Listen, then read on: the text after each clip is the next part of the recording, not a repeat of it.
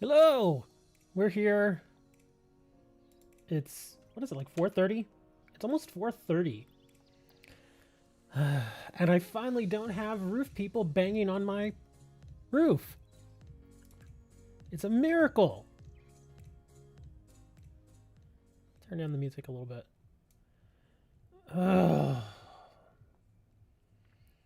Seriously, man, if you ever own a home, you know, and I don't own a home right now. I actually I'm in an apartment, but if you own a home and a company takes a month to replace your roof, you need to fire them. It does not take that long to replace a roof. It just doesn't. I remember back, probably about 2006, 2007. No, that's a little too long. That's a little too far back. Was it 2015? When my parents still lived not far from here, and they had a house here, and there was a big storm that came through, and lots of hail and stuff. So they had to get the roof fixed. They had to replace the roof. They had people out there one day to check out, you know, the roof and everything, because they have to get the proper materials and stuff. A week later, this crew of, no joke, like 20 dudes shows up and obliterates the roof completely, because you're supposed to. You got to tear the roof off if you're going to replace it. Completely tears it off, cleans it all up, puts a giant tarp over it because it's already one day.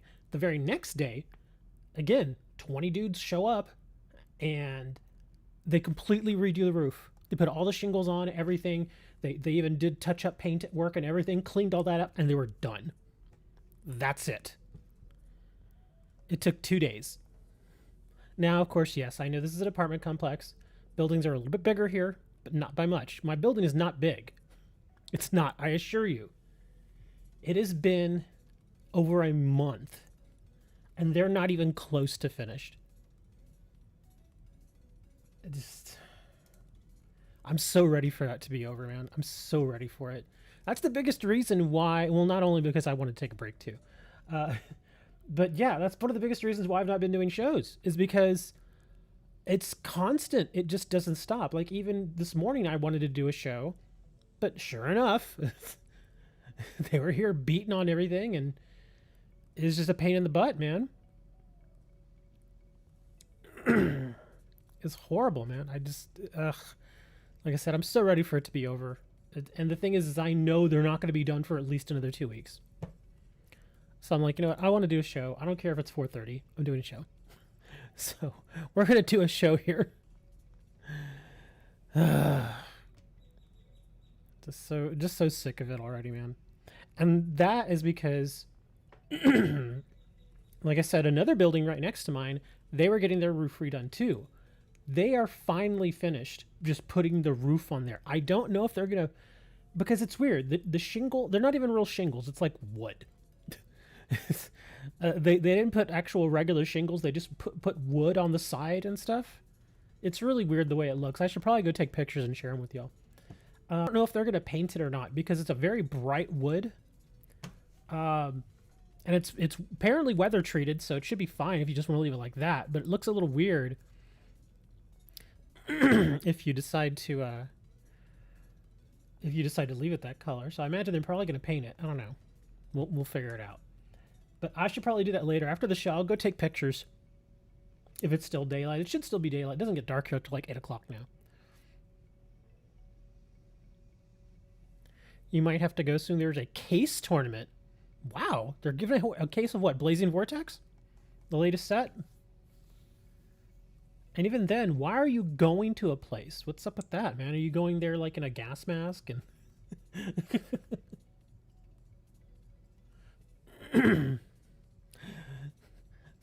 a case? That's insane, man.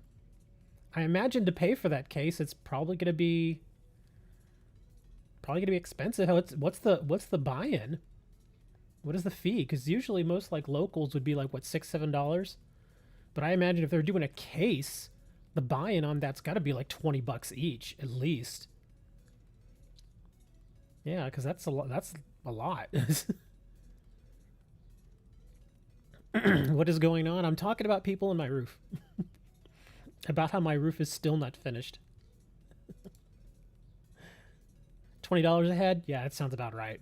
If they're giving away a case, well, I imagine what they're probably doing is the case isn't going to one person. Yeah, that's usually not how they do it. What they'll do is they'll put a case up for total prizes, like that's the prize pool, and the winner gets, of course, a bulk of that, and then second, third, and fourth get also a little something. But yeah, the local that I used to run back in the day was like $6 or $7. I didn't take care of the business side. I just ran the tournament, so I never really cared how much it was. It's not. Anyway, so yeah, go in the tournament. You got to go in now. You better show. You better come back, get back home, and then take a picture of all the boxes. Like open the case and then just show us all the boxes. You better. If you don't win, I'm gonna get upset. Be like, yeah, man, how do you not win? It's Yu-Gi-Oh. It's not Pokemans.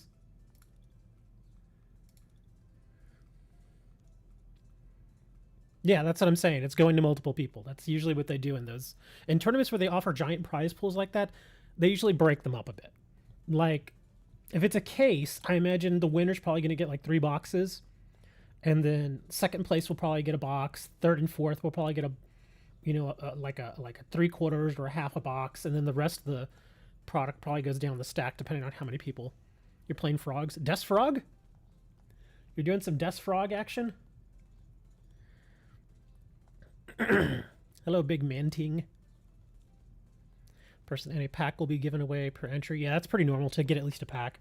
Will be added for every 3 entries. Wow. Okay, that's going to be interesting. But I'm still wondering what box it is that they're doing. Because some boxes aren't that expensive. Thankfully, the super high prices that you see, like with Pokemon, that thankfully has not hit Yu-Gi-Oh yet. So you can get a box of like the latest set, Blazing Vortex. You can get a box of that for like $55. Totally awesome. Is it 3? Oh God. Good luck with that, man. Well, I mean, you're running the frogs, so there you go. Probably the new one. Then it's going to be Blazing Vortex. Because Blazing Vortex, thankfully, is still pretty cheap. You can get them, like when I bought mine, I think it was 52 each. Yeah, I got mine for like 52 each, so they were pretty cheap. Genesis Impact is still really cheap too. I got a couple more boxes of that, and those I got, I think, for 42 each. So they were really cheap. So yeah, I imagine if they do like Blazing Vortex and Genesis Impact, they'll probably be able to have a nice fat prize pool there, because those boxes are not expensive. I kind of miss doing tournaments. I should do them again. Nah, I don't like doing them anymore.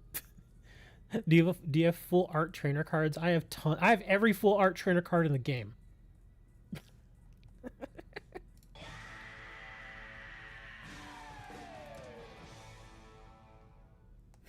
Sorry. Yes, I have every full art trainer card in the game. Getting back to Pokemans, how have y'all been feeling about battle styles? I've opened, no joke, like 90 packs of battle styles. My luck with battle styles is terrible. It's just terrible. I'm not getting any good stuff. Like the best, seriously, out of 90 packs, the best card I think I've gotten is probably the what is it, the Corviknight V? That's it. My luck has been awful. I'm getting duplication out the rear. It's terrible. Like some rares, I've already gotten like 8 or 9 copies of some rares, just regular rares. I can't, I don't know what it is. My luck is just awful. It's so bad. You got an FA. Oh, you got that welder. Yeah, I looked at that, and as nice as it looks, I just don't have the dedication for that. Has it already restarted? No, it's still got 2 days. Yeah, see, I made it to the second stage, but at that point I just kind of like, I don't want to do this anymore. It is nice though. It's nice looking. Got any Salazzle? Somebody already asked me for Salazzle. I traded it. I actually think I got another one. I can check. But yeah, my luck with battle styles has just been terrible. I've got one Urshifu, and that's it. Just one. And again, I've opened like 90 packs. It's just horrible, horrible, horrible luck.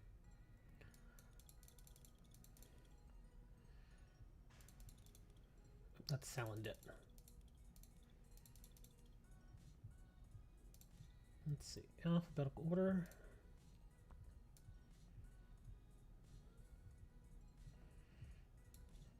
And I'll just put it in the tiles. There we go. But yeah, my luck has been really bad with this pack. Like, see, I've gotten this guy twice already. I have no use for that. I've gotten this guy 3 times.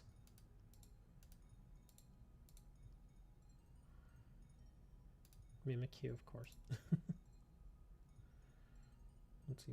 I thought I got another Salazzle. Maybe I because I know I traded one. Oh, there it is. Yeah, see, I've gotten a couple more. I got a reverse and then I got another regular. But I've actually traded one of these.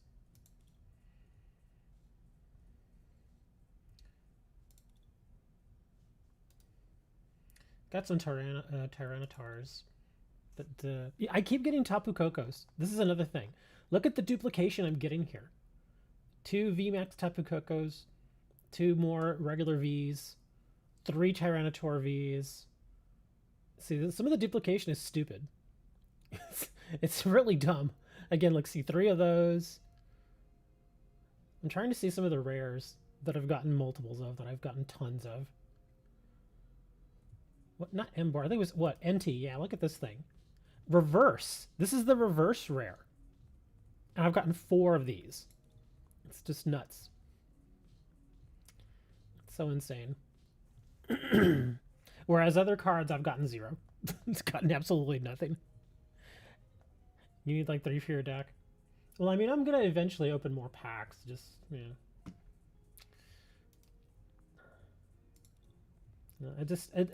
I'm kind of, I don't want to say I'm over it because it's not really the right word, but I just I'm not really jazzed about possibly trying to open more at this point, simply because, like I said, my luck has just been terrible. It's just been awful. It's like like I said, I've opened like 90 packs, gotten almost nothing. So it's like, why do I even want to keep doing it? Yeah, this is the only, I guess, kind of big thing I've gotten so far, just this. And I'm actually thinking about trading it. Yeah, I actually had more Weeping Bell too. But I forgot who it was. I think it was Phantom. Phantom wanted a copy of Weeping Bell, so I traded him one.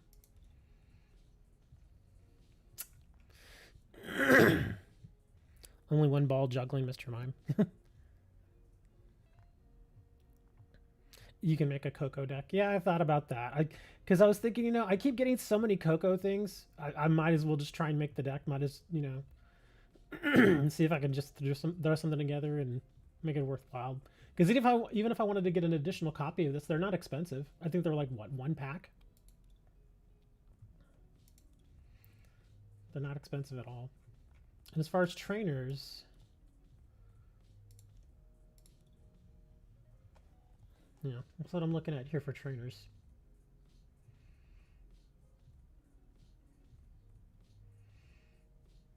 Yeah. Escape rope? Only 1 escape rope. Oh no, wait, hold on, there we go. There's some more. Okay, I was like, wait a minute. I thought I had more than that. Level balls, camping gear. Apparently I need to go camping. I got some more Phoebes. Or another Phoebe, I should say. Because I traded one to... well, your name is Mammy, I guess, right now.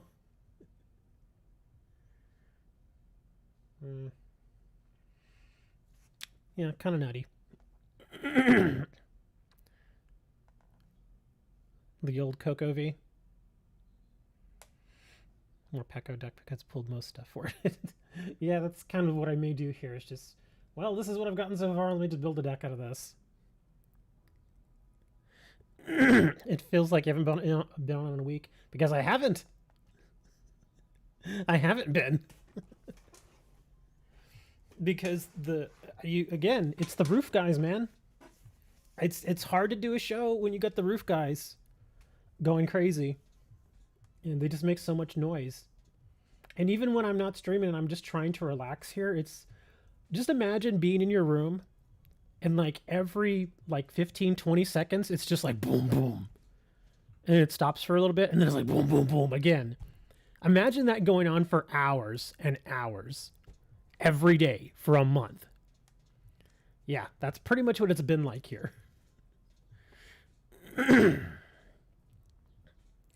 It's been horrible. I hate it. I hate it so much. I want them to finish so bad. But they're not even halfway done with my building yet. I went and I looked this morning when I took out my mail, and they've got one side, like I'm on the end of the building. So I actually have 3 sides that they have to work on because of where I'm, I'm not one of the, because if you're in the middle of the building, obviously you've only got 2 sides because then your other 2 sides are from other residents. But I've got 3 sides. They've finished one side completely. The other side, which is near my bedroom, is what they're working on right now. And when I looked this morning, they were barely getting started on it. So I don't know where they're at now. What's this? Poniard? Arf, arf, bark. Okay. Do you really need poniards? I have no problem trading that, but sure, okay. Sure. Have some poniards. Dude, you missed it. We had chandelier. Or chandelure. Yeah, man. 5 chandeliers in a row. It was amazing. It was the most amazing thing you'd ever seen. Do you need Mimikyu V? Do I need it?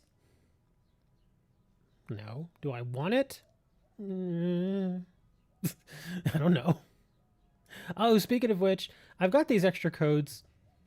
Let me throw these codes at you here, because I bought a bunch of packs, and I also got some extra codes and stuff. So here, let me throw these at you real quick. These are not your standard codes. Here, there's just some trainer box codes and stuff. So again, guys, share. I'll give you all some of these. Let me see. 1, 2, 3. I think this one should still be good. Oh, that one's taken. Okay. What about this one? There you go. So we'll do that. And, and I also got here's a Meowth V and VMAX code. Let me throw that in there real quick. There you go, Meowth V. That gives the Meowth V and the VMAX. So enjoy. You missed it.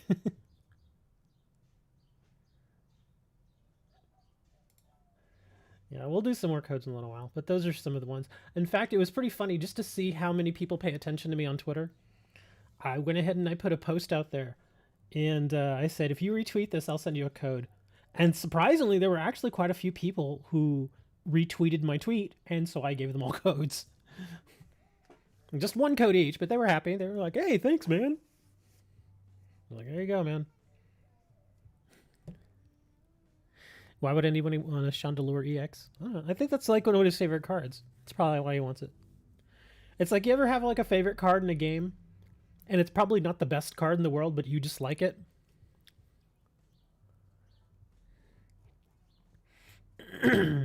Oh, there's more than just 7 viewers. I've actually got people on other platforms too that are watching.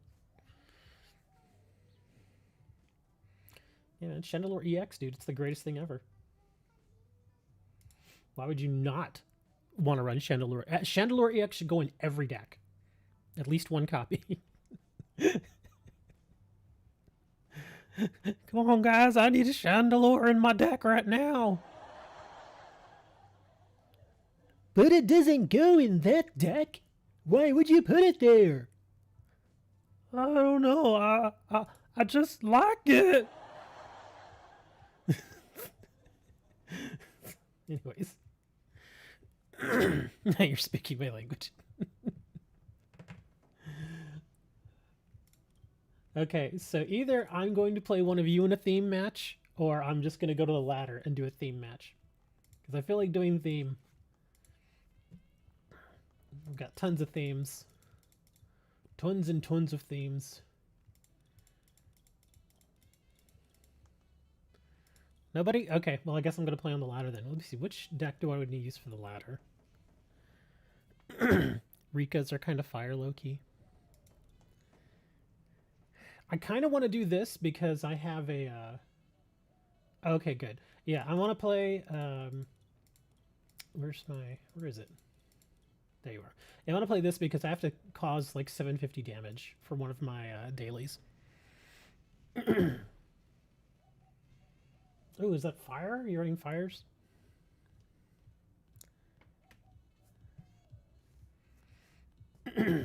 Roaring heat.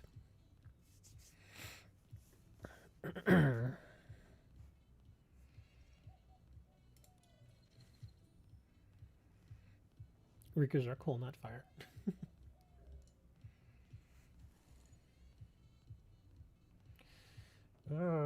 This is not the greatest start.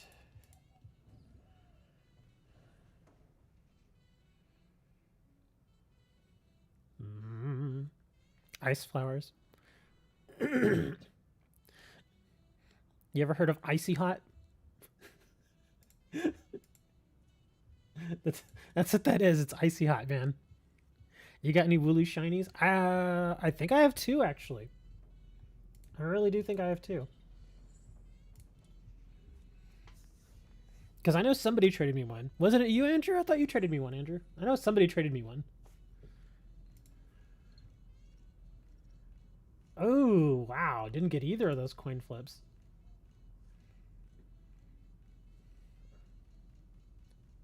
Ooh, instruct.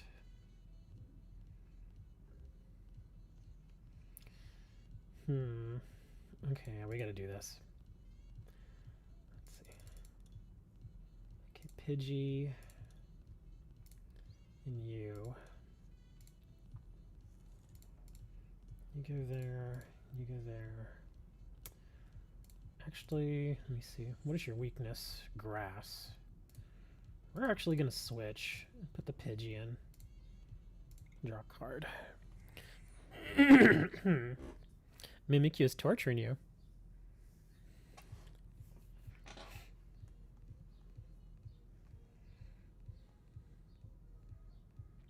Cyclone. Really? You burned a Lily on just one card? Your hand must be terrible. What is the shore up anyway? Attach it. Oh, okay. From your discard pile.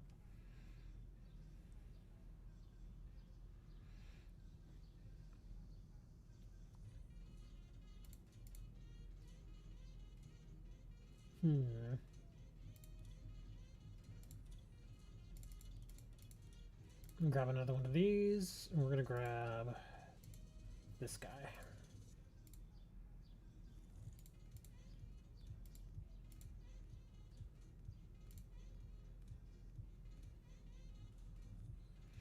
I could bring this right now, but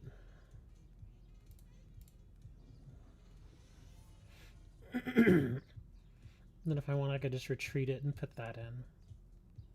Or actually, here, we'll do, let me see.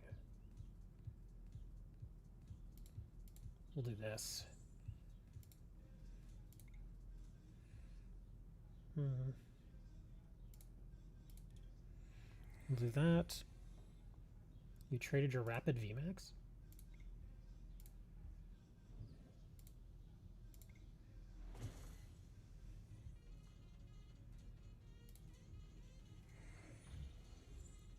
There we go.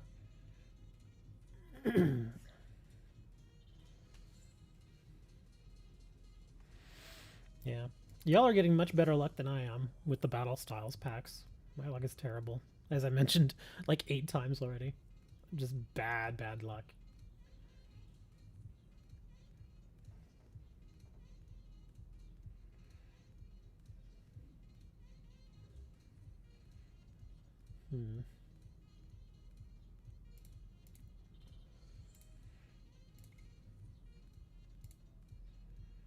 Actually, we'll take the chance. We'll do that.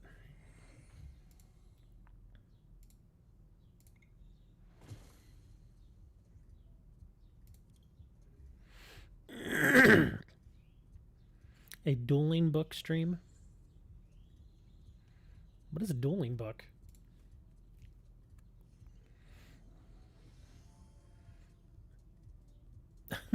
Seriously, what is dueling book?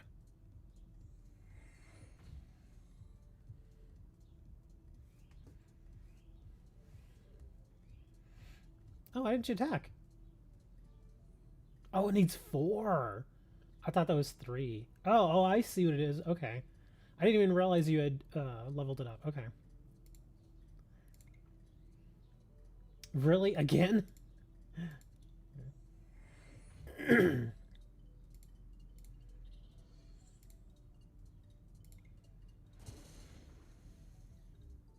A dual sim for Yu-Gi-Oh? Yeah, I've never used dueling book. I obviously don't even know what that is.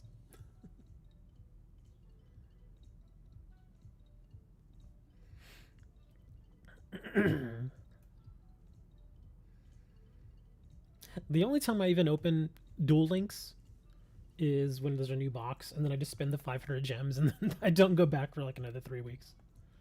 That's really all I do.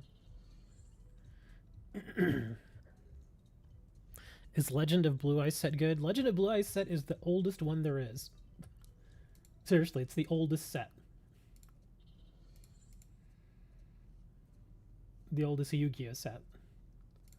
And if you're talking about good, nah. I mean, there are a handful of good cards in there, surprisingly.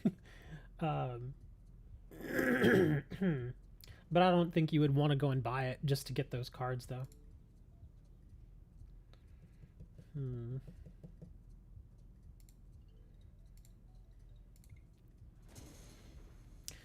Yeah, because there are certain cards like let me see. In Legend of Blue Eyes, you got Regeki, good card. Pot of Greeds. You get the original Dark Magician, the Blue Eyes White Dragon, of course. So there's you also got Polymerization. So I mean, there are good cards in the set, but those cards have been reprinted so many times at this point. If you want them to collect, like if you actually want that particular version, sure. But if you want them to actually play with, then I would say no, don't buy that set.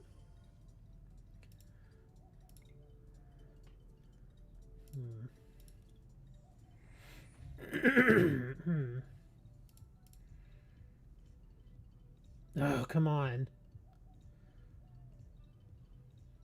I'm not discarding my hand here.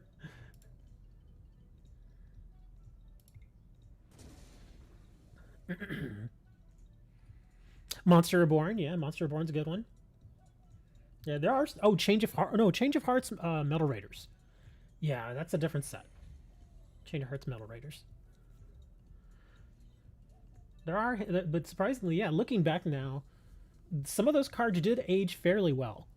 I think the reason why the Blue Eyes card and the Dark Magician card aged well because there's so much support for them now.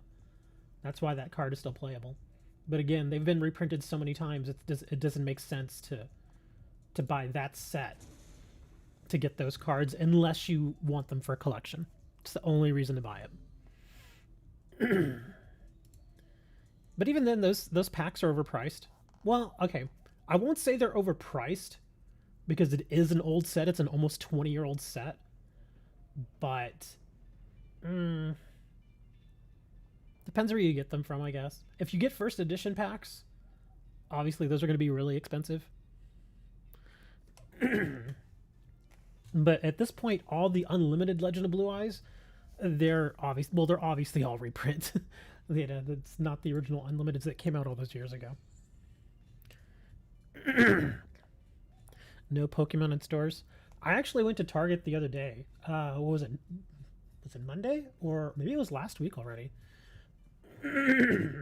But I went, and they actually did have Pokemon at the Target that I went to. But it was stuff that I already had. They only had two things. They had two theme decks. They had the Hoopa theme deck, and they had the... what was the other one? It was some other theme deck from Sun and Moon. But I already had them both, so it was like, eh. Man, you're having a hard time with that deck. What's going on, man? Of course, my hand is ridiculous right now. And we're getting more Blue Eyes. Yeah, they're going to keep pushing support for those two cards. They will all... Because, again, those are the two big cards. When the game first came out, those were your two huge cards. Those are the selling points.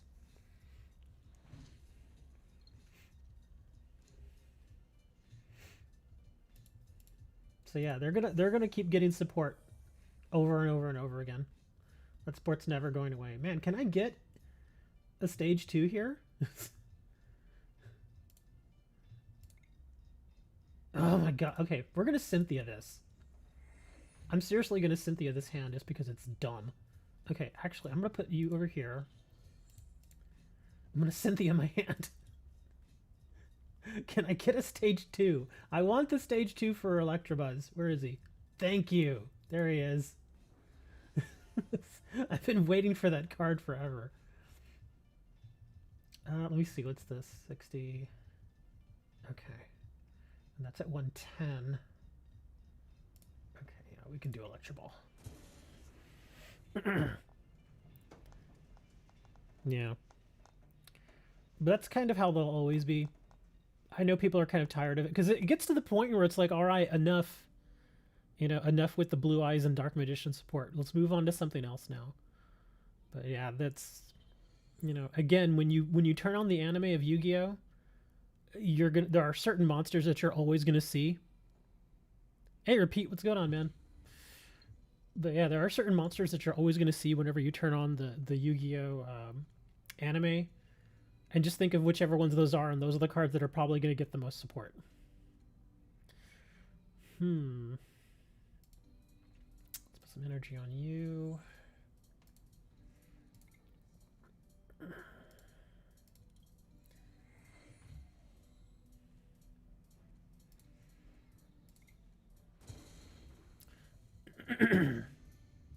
Give us some Karibo support. Surprisingly, Karibo actually does have a decent amount of support. Not a ton, obviously not nearly as much as Dark Magician or Blue Eyes, but you can actually build a Karibo deck. It's not great, but it's a Karibo deck. There are a lot of different Karibos. Because Karibo itself isn't, I don't think he was ever really meant to do, to kind of go off on his own. He was always meant to be a supporting card. Yeah, Voltorb. Yeah, Karibo was always meant to be a supporting card.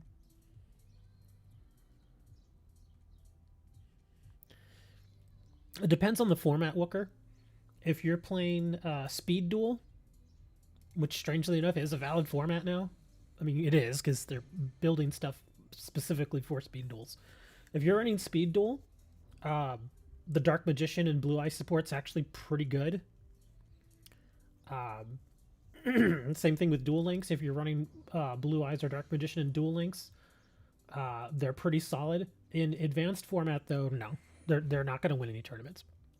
At least not in a highly competitive scene. If it's more casual, then yeah, they could win. But in super competitive stuff, yeah. Man, that deck was not being friendly to you, huh? Not bad. Oh my gosh, are you kidding? 740 away. Oh, it doesn't matter because it doesn't count. Okay, I forgot. I'm not doing the ladder. New private trade. Okay. Thank you for the match, sir. You gotta go. Go win that tournament. Make us proud.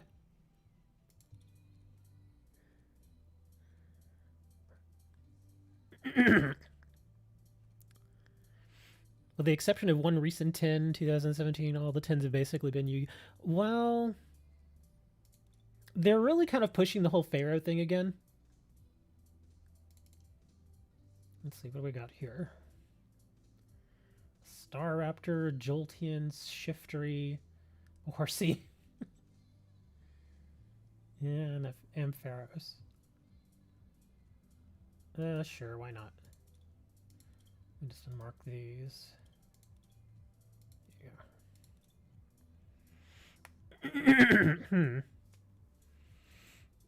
All right, let me throw out a couple more of these codes that I have because I want to close this particular window. Let's see. Again, these are more Vivid Voltage Elite Trainer Box codes. And these are the codes that give you the deck box and the sleeves. So yeah, each of you only needs one copy of this. So let's not get greedy here. So here's a few more of this. And here's another Meowth V/VMAX code. That one gives you both of the cards.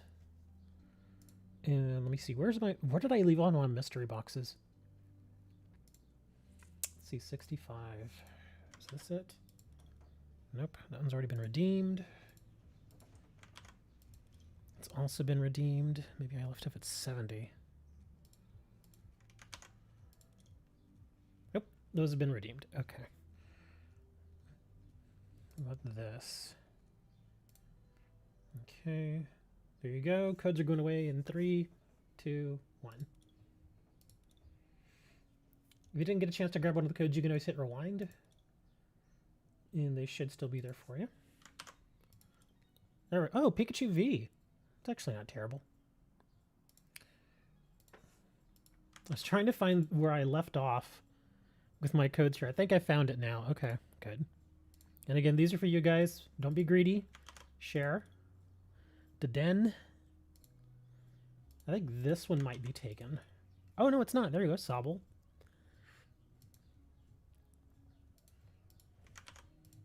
Nope, that one's already taken. And Eevee. I guess those are okay. Not bad. Let me get a drink. Oh, man. I'm out of water. Dang it. Who got cheese? You want to see Wooloo? Okay, I'll leave these up here for a few more seconds to give you all a chance to grab them. And then we'll go see Wooloo.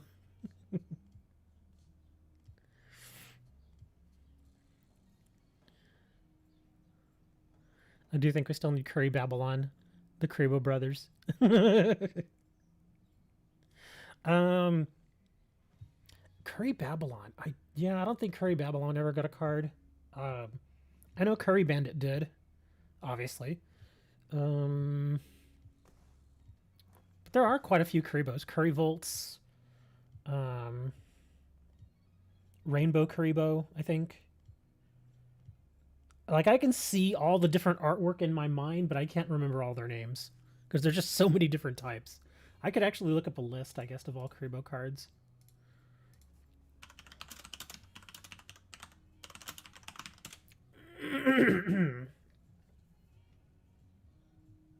Okay, well, I don't think this is all of them, but here... Oh, here we go. We got a list. Let's see. Okay, so there's Ankuribo. Ankuriboh. There's Clear Kuribo, Junk Kuribo, Regular Kuribo, and then Kuribo Token. Kuriborn. Link Kuribo. What is this? Performapal. Kuribo. What? Okay, this is weird. I'd never seen this one. This is the name. Here, I'll put it in chat. Performapal Kuribonoble. Kuribonoble. That's a bit of a tongue twister. We got Rainbow Kuribo, Reling Kuribo, Sphere Kuribo, Winged Kuribo level 10, Winged Kuribo level 9. Let's see. Then there's the Flute of Summoning Karibo, which is a support card. Let me see.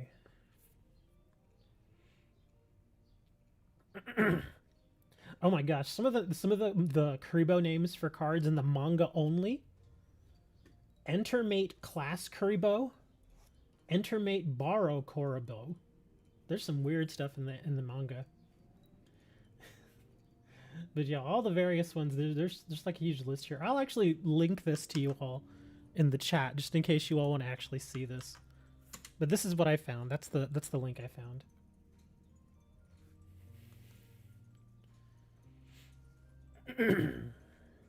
So I guess that's a pretty decent list right there. That looks about right.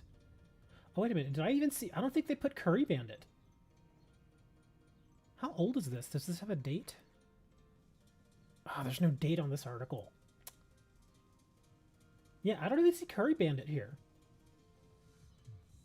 Indeed, Curry Bandit does count as a Karibo card. Yeah, apparently this is not a complete list. Yeah, because Curry Bandit's not on here. Weird. Oh, well.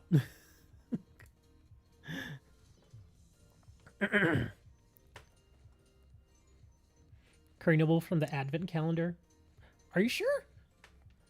Oh, wait, which... Did I get the 2019? Because I got the 2018 one of the Advent calendar. Let me see. Curry Noble. Where is it again?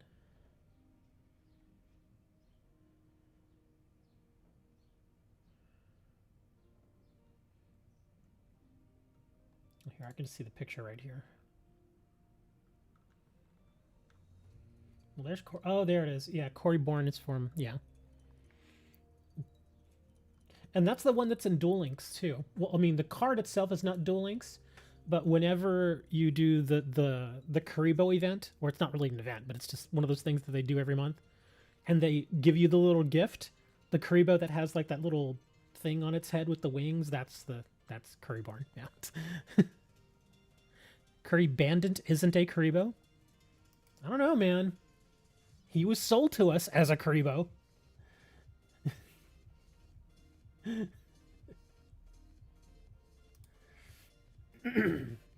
Well, here's another list that does have it. I guess it depends who you ask. Yeah, because there's a different list here, and this one has Curry Bandit.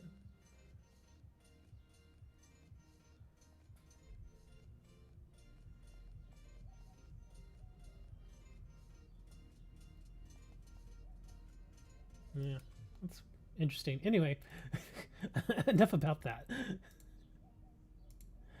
Okay, let me jump over and check this trade real quick. Well, by name.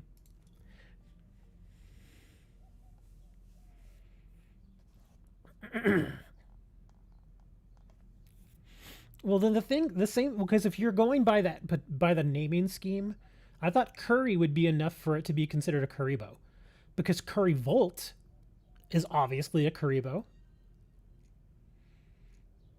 just like Curry Bandit. See what I mean? Is there a... Oh, you mean who's that Pokemon? No, there isn't. Because I didn't even know if I was going to do a show today. A Greedent and more Indeedis. Yeah, I've gotten a lot of Indeedis too. I don't mind Indeedee. Indeedee's actually not terrible. Oh, that's right, you wanted to see the Wooloo.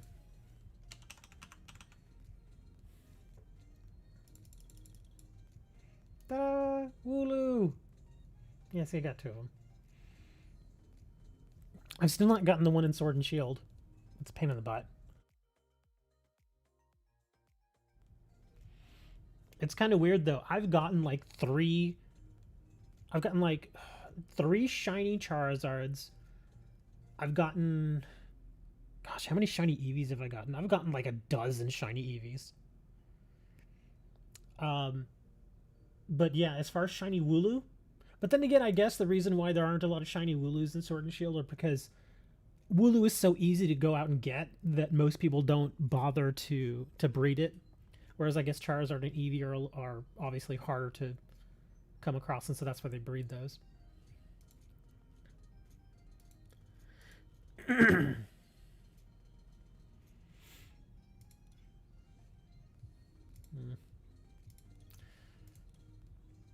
Yeah, I kind of gave up on trying to catch or trying to farm out a a shiny Wooloo. I mean, I think I got to like how many battles did I get to? The first time I tried, I got to like 70 battles. The second time I tried, I got to... Are you giving me a Battle Styles pack? Thank you, sir. You don't have to do this, but I appreciate it. For a Ghastly. Kiwa City. Moggle. I just noticed the face there. But yeah, I tried like 65 or 70 times the first time around to do the whole where you catch them over and over and over again. I couldn't get a shiny that way. And then I tried it again and still couldn't get one. So I was like, oh, this is annoying. But yeah, Sword and Shield Wooloo is actually kind of hard to come by. I've never seen one. I've never seen one traded or anything like that. Well, we gotta open battle styles now then.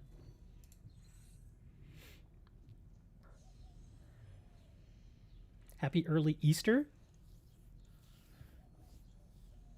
I'm not religious, but thank you. Yeah, I don't celebrate Easter myself. Aegis Slash. Ta-da! Yeah, that's about the average pack for me here. I've been getting a lot of rare reverses in this pack, but as far as like, you know, the good V cards and VMAX cards, I've not been getting any of those. But yeah, I get a lot of reverse rares.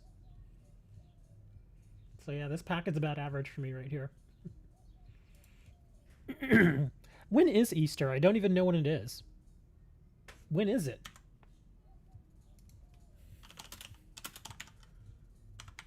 When is Easter?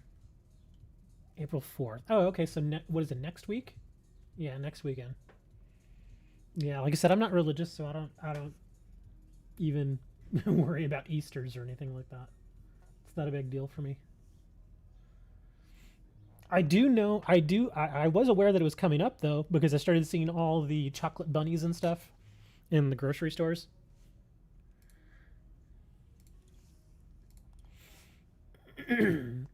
That's the one good thing about it is that like the day after Easter, they discount all the chocolate because they just got to get rid of it, so they discount all the chocolate. They do that on Halloween too. Those are like the 2 favorite days of the year for me. Yay! Well, Christmas too, because they start discounting the Christmas candy too. It's all chocolate anyway. It doesn't matter. The only bad thing is that the chocolate's American chocolate and it's not very good. It's okay, but again, I have to admit the European chocolate is far superior. It's so much better. Even the Mexican chocolate is better. And I'm not knocking Mexican chocolate at all. It's just that they just don't stuff mountains of sugar in their chocolate like we do here for some reason. I still don't understand. It's like, stop putting so much sugar in there. They do that to everything here in the States. I hate it. Shining Fates. For Tina's, Rayquaza. Sure. Oh, those are promo cards. Okay, yeah, sure, that's fine. There you go. Actually, hold on, let me check. Okay, yeah, I got plenty of those. Just making sure I had plenty. Free Darkness Ablaze.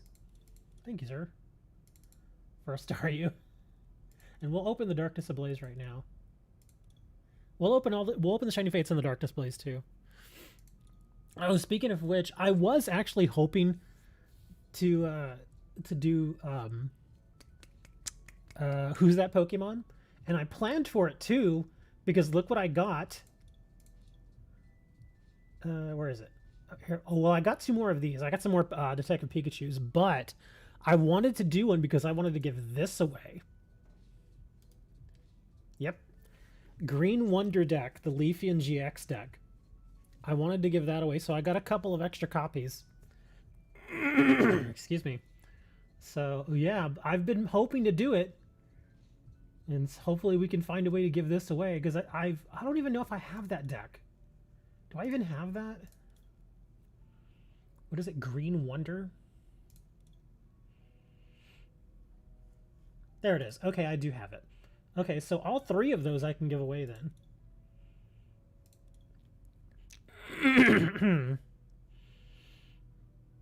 But yeah, we've got, I went ahead and I grabbed some of these, because it's not a terrible deck. And same thing with the Sylveon. Because that's another Sylveon deck. Didn't I give the other one away? Because I had another one and then I got one more. So, okay. And then, of course, I still have the Ho-Oh deck. I got another one of these, too, the Machamp deck. That one I want to give away. And somebody actually traded me this. Somebody traded me this black and white Next Destinies pack. I've not opened it, because I don't know if there's anything good in there, but it's there. You want the Leafeon deck? It's not a bad deck. Well, I'm going to open Darkness Ablaze real quick.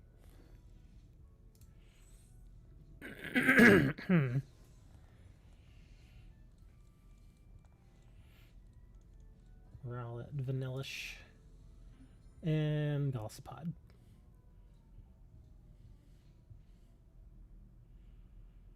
Yeah, so very average pack. Let's see, Shining Fates. You generally get, I've noticed like every other pack you get something at least usable out of these. So Shining Fates is a pretty darn good pack. Oh my god, a Lapras VMAX. And a Dreadnought. So that's really good. Lapras VMAX. How many of these do I have? 3 now. Okay. Gmax Pump. This attack does 30 damage for each water energy attached to this Pokemon. So if you get 3 waters on that thing, it's pretty good. 180. And then you can keep making it stronger.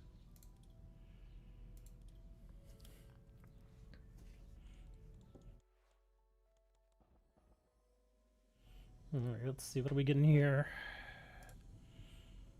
Oh my gosh, a shiny Centiskorch V. Nice. And a Professors. Those are 2 really good packs.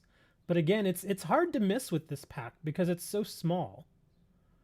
That, yeah, you'll get duplication, but there are just so many good cards in this slot that you're generally going to walk away with something at least sort of usable. Not bad, though. Oh, we got more private trades coming in. I'm trying to think of a way to give this away to where it's fair to everybody. Because again, I don't have a Who's That Pokemon ready right now. I'm thinking, can I do some sort of trivia or something? Or I don't know what trivia I would ask. Would it be like world trivia, or how would I even do that? Because I want to give it away, but I want to make it a little more fair to where everybody has to at least try. We'll see. We'll figure something out here. Because, yeah, I'm trying to think of what trivia I could do. What's all this? You don't really need these. Let me see, what do you want here? Untamed Shout. Zamazentas. These are fine. These are just promo cards. Yeah, I'll do it. I guess I can always give these away at some point. Or trade them away. I've noticed that people have been trading these a lot in public trade. Here, let me see if I can find them. In fact, what I did last time is I went over here and I marked them. Let me go to public. Where are you? There.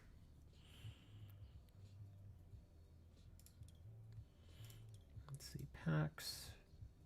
I am giving and marked for trade. We'll give that a second to load. But some days I've noticed there are like a dozen different offers for those decks.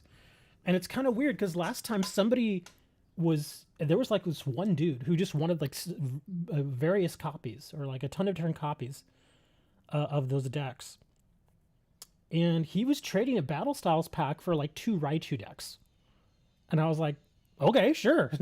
So that's part of how I got some of those 90 packs that I opened, because I was trading those away, because they're only 10 cents each. At Potown, that deck is 10 cents. You know, and every time I go to Potown, I always buy like 10 of them because I know that people like trading them. And so, yeah, the guy he wanted 2 of the Raichu decks for a pack. I did that. He wanted 2 of the Gyarados deck. I did that too. Then he started asking for the Charizard deck, which is more expensive. So that one I was like, eh.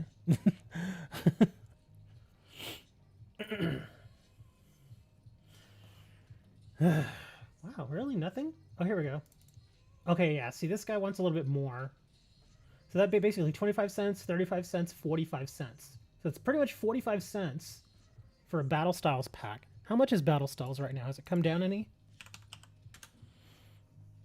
I think it did come down a little bit because they usually come down after about a week. A pre-release promo for Battle Styles? Nice. Ah, there's 75 cents now. So Battle Styles has come down a bit. But even then, I mean, from a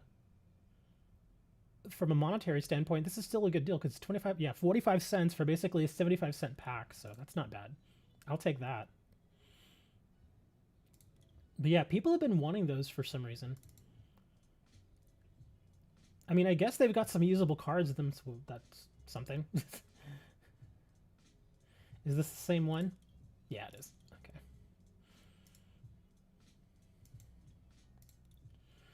All right, let's open our other Battle Styles pack now. I keep getting more. The Charim one.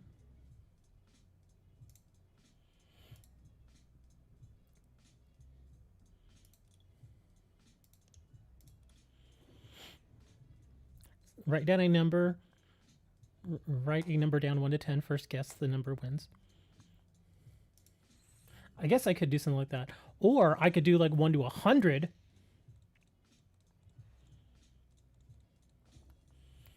And then somebody will have to just guess that. Oh, I finally got the regular Octillery, I guess. I've got 2 of these in the reverse. And then Cheryl with her green hair. And then Thick Sharp. Houndour.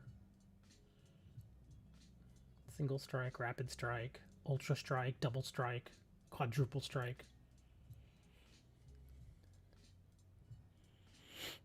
And then sell 1 for 1 pack. There you go. So it's like they're just kind of recycling them over and over again. It depends on the pack that people are willing to give up, though. Because what I do two for like the other deals that I were doing, like I was saying, as I would get like somebody would want like 2 of these for a Battle Styles pack. So I was doing that, and I was also doing 2 of these. So that made perfect sense to me. So I guess if they take this, put it on there, and ask for a pack of even something like, you know, Burning Shadows, which is what, 15 cents? It's still a profit. You still make a little bit of profit on it, I guess. Now, certain other packs you don't really care for, but... Should I open this pack? I don't even know what's in it. What's good in this pack?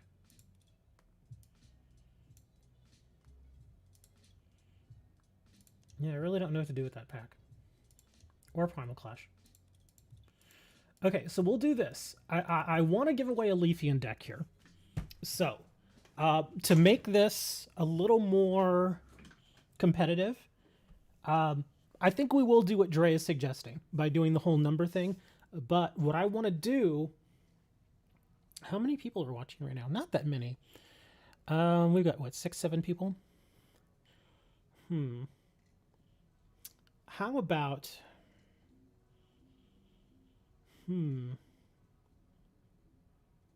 Shiny Octillery. Nice.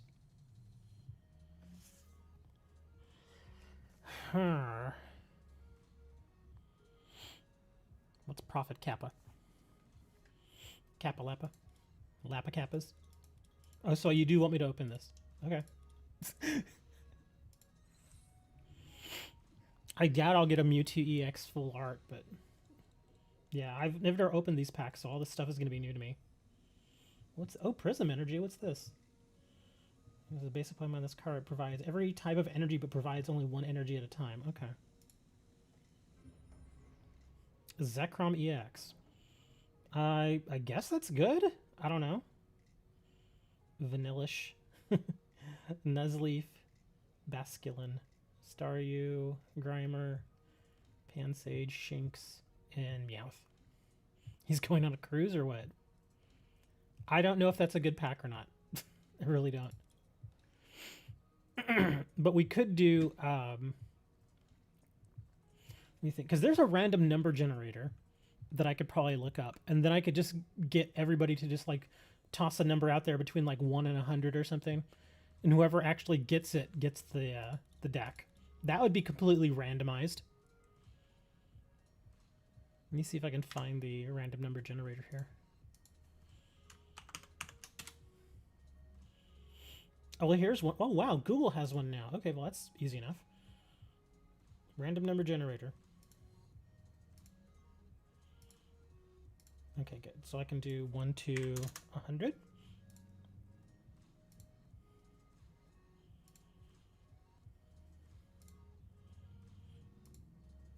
Okay, so here's what we're gonna do.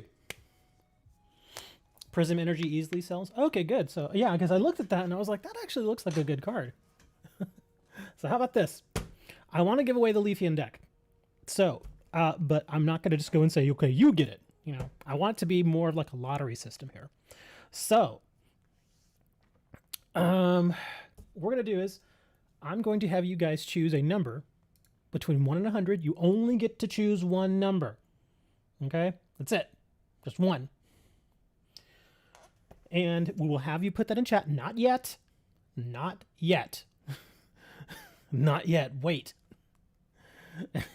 And then once we get it in chat, I will go and I will do this random number generator here. In fact, I'll share my screen here to make it that much more, I guess, easier for you all to see it here. Let me see if I can, let me restart my music here. Go over there, dang it. Okay, let me see, resource.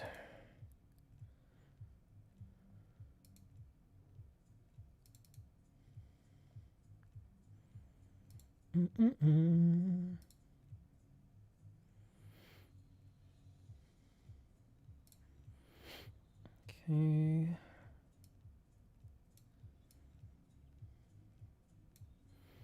Let me make sure y'all can see that. How about this?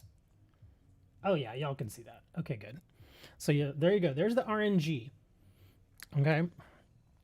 And what we're gonna do is each person is eligible to put one number between 1 and 100 in the chat. Not yet. And then I will press the generate button. And I'm guessing, since there's not very many of us here right now, that the first number that comes up is probably not going to land on anybody. But I'll keep going until we hit somebody that actually guessed the correct number. And that person will get a copy of the Leafeon deck for free. How about that? That seem decent enough? Seem fair enough? I think it seems fair enough. And again, just to give you an idea, this is just a dry run. This is not the real thing right now. But yeah, see, basically, it's just I hit generate, and it randomly picks a number on its own. Okay, I have nothing to do with picking the number. See, just generate. See, it just picks whatever number. Wait a second, actually. Okay, I see what it's doing. Okay, cool. Just making sure that the algorithm for this thing is correct. Okay, so what we're gonna do is, once I say go, every person gets a chance to put it in chat one time. Okay, you pick a number between 1 and 100, and then we'll hit generate, and whoever's number comes up first is the winner. How about that? Fair enough? Awesome. Okay, let's go ahead and do this again. 1 through 100, and each person gets one entry. If you spam chat, you lose. And go. So there you go. If you want a chance at getting the Leafeon deck, put in any number you choose between 1 and 100. And whoever's number comes up first is going to be the winner. And again, only one entry per person. Do not spam chat. And if two people get the same number, they're going to have a runoff if that number happens to come up. It is kind of funny that both Star and Andrew picked 57. Out of all the numbers, they both picked 57. Okay, so we got 37, 54, 57, 57, 69, and 17. Okay, I'll give people a few more seconds here to try to throw in a number if they want. Yeah, like I said, there's not too many of us here today, so we'll just give them a few more seconds here. And again, 1 through 100, and it will be chosen by a random number generator.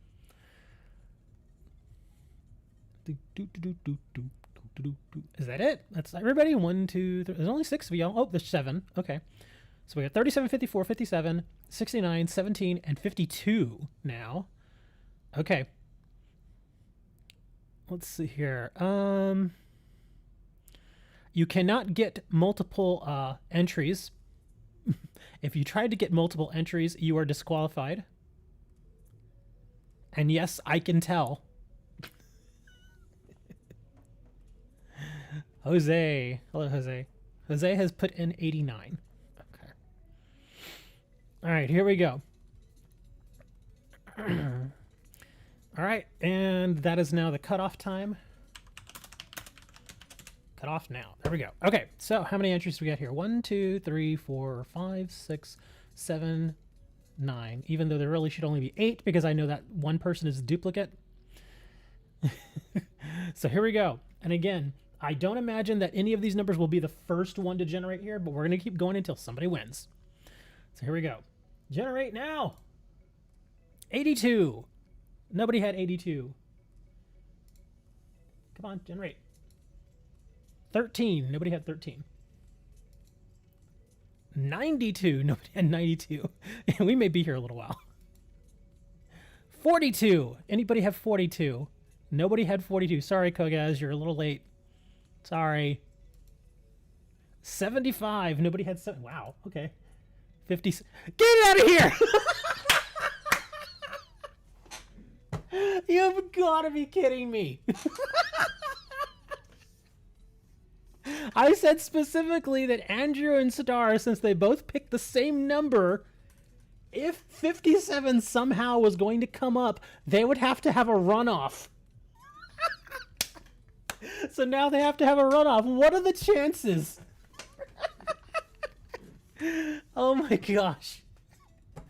That's funny. Well, I guess technically the chances are 1 in 100.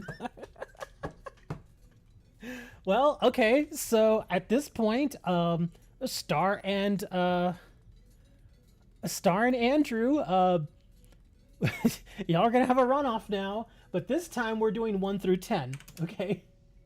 So again, I want to hit the random number thing. Okay, so Star and Andrew only, enter in a number between 1 and 10, and then again we'll let the RNG pick. So go now, both of you. Just those two. Nobody else. But that's pretty funny. That is pretty funny. Make them battle. Okay, so Starfate chooses 7. I'm still waiting on Andrew. Come on, Andrew, get that number in there, man. 4. Okay, so there we go. So Starfate has 7. Andrew has 4. Quick question for both of you. I know Andrew has me added in the game. Starfate, do you have me added in the game in Pokemon Online? If you don't, please make sure you do, so that I can make sure that I can get you your prize if you win, obviously. Okay, so whichever number comes up here first, 7 or 4, is going to be the winner. So here we go. Generate now. 4! There it is. Andrew, our longtime viewer, is the winner. There you go. And again, you all saw it here for yourself. It was completely random. All I did was hit generate.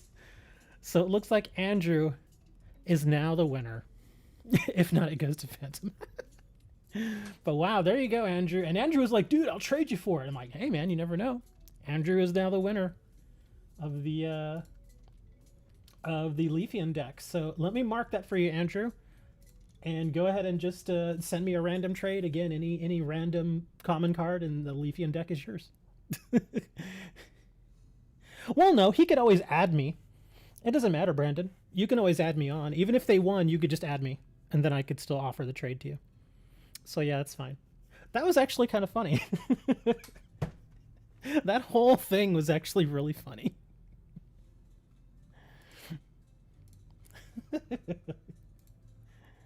I actually kind of like that. Let's see who we got here. Dakota. We'll go ahead and add you. I imagine Dakota is Star. Is that you? Or is it somebody else? Either way, it's fine. I'll add y'all. You went to sleep.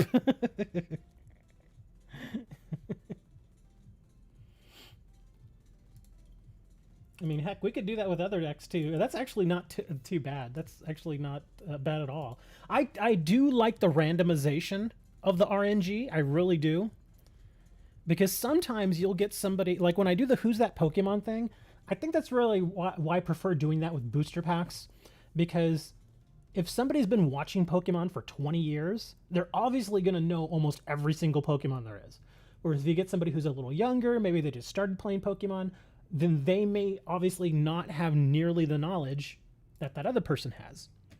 So with the RNG, though, that mitigates all that. Because it's complete luck. It's just luck of the draw at that point. All right, let me go ahead and complete this trade. Let me guess, he's going to give me a Wooloo. Oh, he didn't. Okay. I thought for sure he was going to give me a Wooloo. There you go. Enjoy your deck, sir. Indigo League with your kids? You got kids? Even I don't have no kids. You just got 9 Shining Fates packs? Nice. Shining Fates, I seriously, if you're looking to, even if you're just getting started in the game, I think Shining Fates is better for you at this point than Battle Styles. Just because it's a smaller set and there are so many good usable cards in it. Sort of like Champion's Path. Champion's Path, the only reason, like, I've had these packs forever. And the only reason I don't open them is because I've opened so many of these, and I have pretty much every card there is. I think I'm only missing, like, 2 cards. But yeah, I mean, if you're just starting out Champion's Path, pretty good. Oh, you want to play with it now? Okay, we'll make this interesting. Hold on. I'll play you with... Well, no, we're not going to do a mirror match. I'll play the Jolteon. There we go. So we'll do grass versus electric. But yeah, Shining Fates is still a very good set. Very, very good. So here we go. Now you all get to see the Leafeon deck in action. And don't lose heart, guys. I still have 2 more of those Leafeon decks. Now, I probably won't give them away today, but I will be giving them away eventually. That's why I bought them. That's the only reason I got them, is just so I could, you know, dish them out. Let's see. You go there.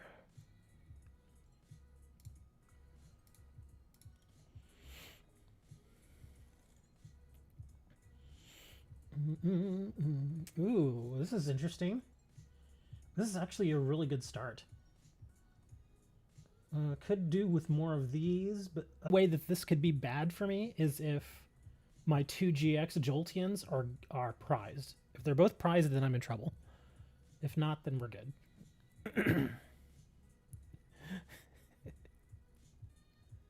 You didn't know you were going to win. Shiny Dragapult, full art Bird Keeper. Oh, full art Bird Keeper. That's nice, dude. I still don't have that. I still do not have a full art Bird Keeper from that set. That Bird Keeper's a good pull, man.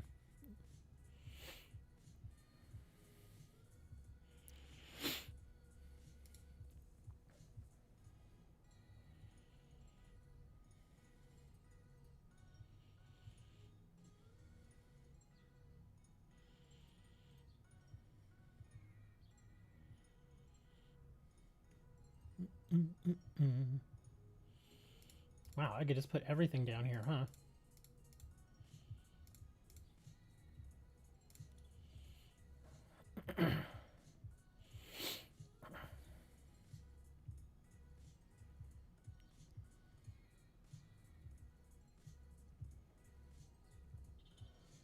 Your boy Dragapult. Ultra Ball. Oh, wow, you're dumping 2 cards. I have this deck, but I think I've only played with the... I'm referring to the Leafeon deck. I think I've only played with that Leafeon deck like twice. so I don't completely remember it.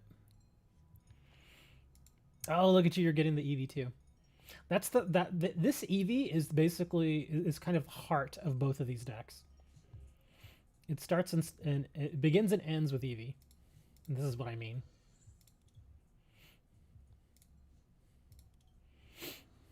Bam.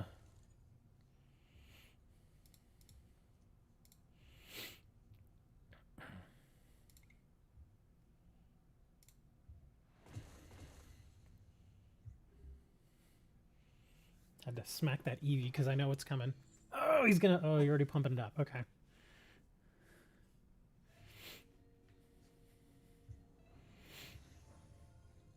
I guess if I had to rebuild these decks, I would probably put in one more each of the Jolteon GX or the Leafeon GX.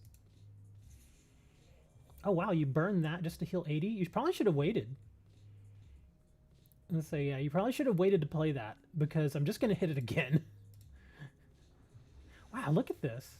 I'm getting all this good stuff here, but I'm not getting any energies. I really need energies. Actually, hold on. We'll put you over here and we'll do this. Nice. Okay.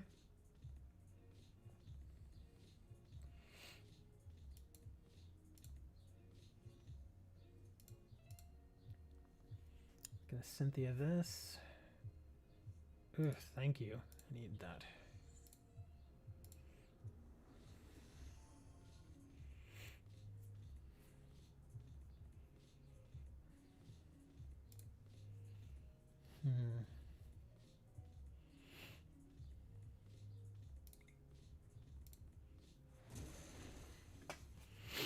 If I want another Wooloo. No, I'm good.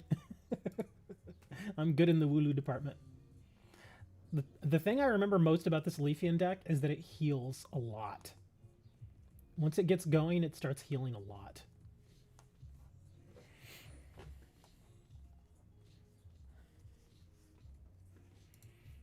Oh, dang it. You're going to escape rope me?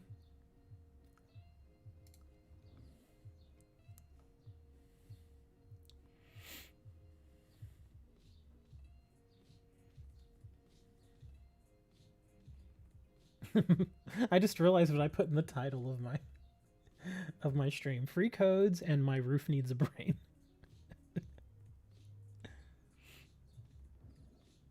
You put the Oranguru in. Okay. I guess you just wanted to get my Jolteon out of there.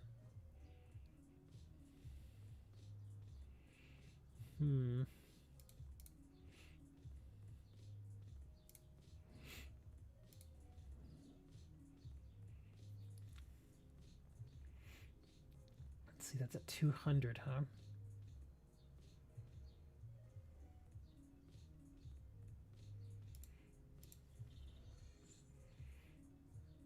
Okay, so that would take 170 damage. Let's do this. Just in case. Although I think I know what you're going to do here.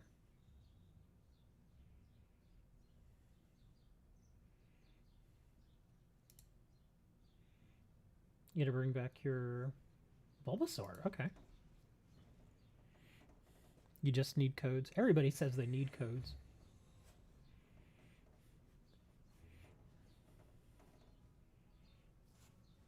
I just need codes.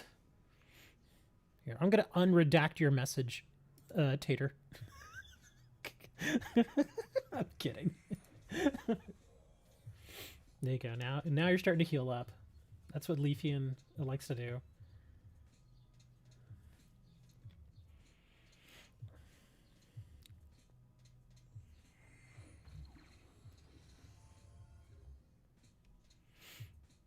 Let's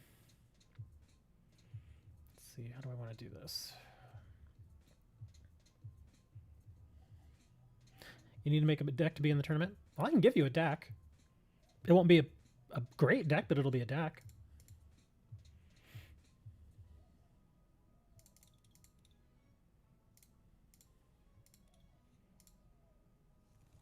Probably didn't need another Chinchou. kind of want to do this. Yeah, I don't really need any of these cards right now. Let's dump them. Yes. If anything, I just use that to thin my deck. There we go, finally. I was really hurting for energies here.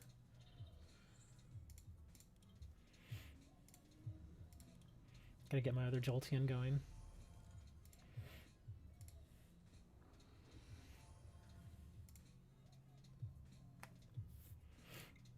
There we go, gotta get rid of that Leafeon.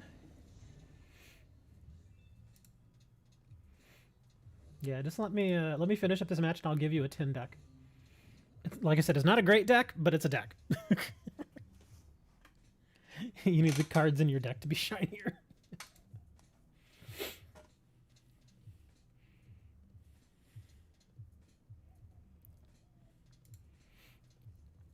Are you hurting for energy too? Yeah, throw an energy on that Eevee, man. Get that thing going again. Really? You have no energy? Ouch. Yeah, it looks like this match basically came down to who got their GX out first. And obviously that was me. Here, I'll give you a couple of opportunities here to kind of get things going over there. There you go. Instead of just continuously popping all of your monsters here.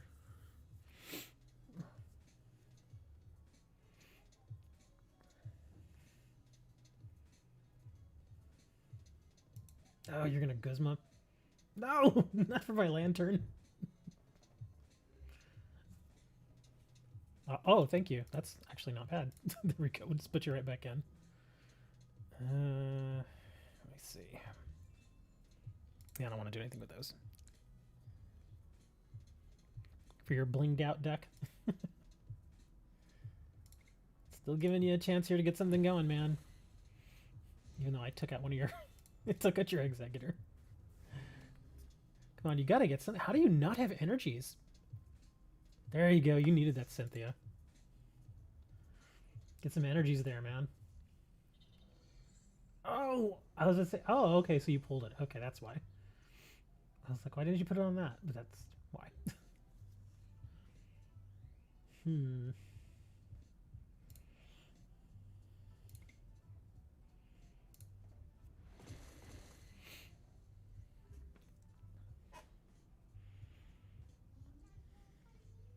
Amazing Rare Reshiram and Amazing Rare Zacian.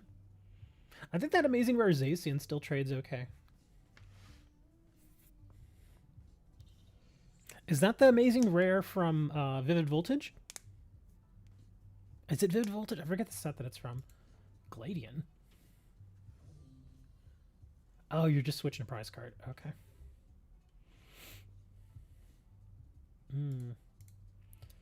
Alright, let's see. You can go away, and you can go away.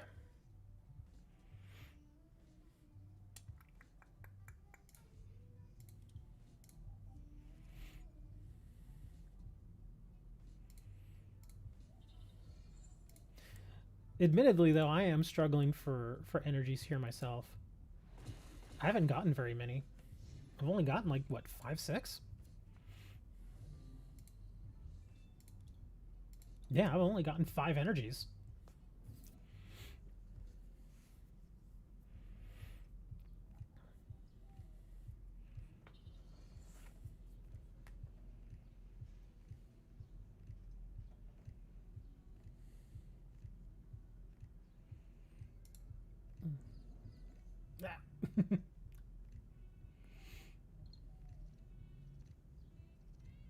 Oh, look at you getting all of them.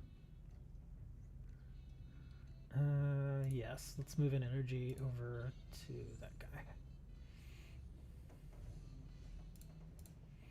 Bring him right back in. I can't kill it. Oh, man. So that's Lily. Get one more card. I'll put the choice band over there. I probably should have played the choice band first and then played Lily.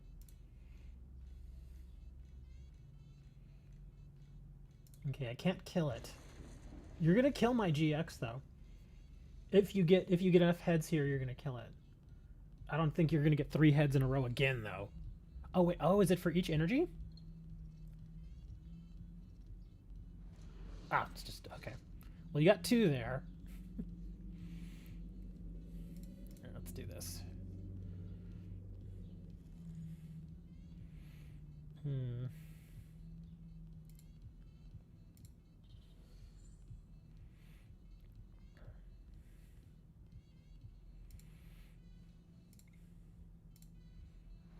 Doink. Good match, sir.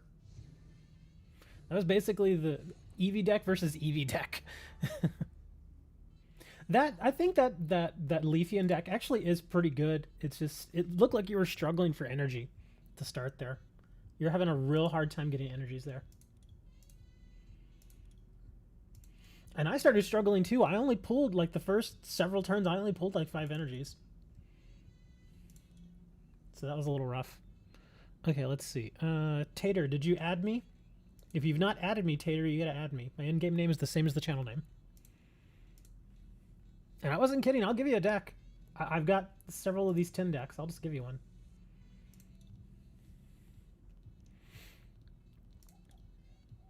Yeah. Which one should we give him, guys? The Raichu, the Charizard, or the Gyarados? I got plenty of Raichus. Should probably just give him that one.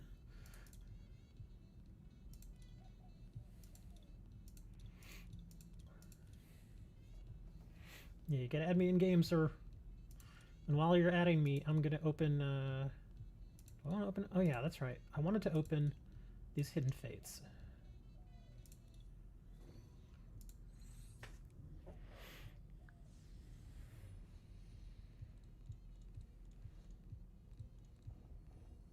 Sabrina.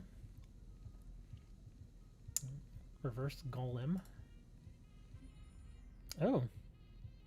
MZA. That's not really a tag team, though, is it?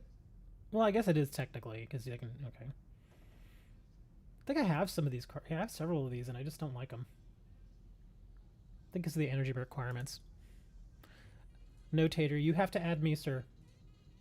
I'm not gonna stop my show just to add you. Sorry.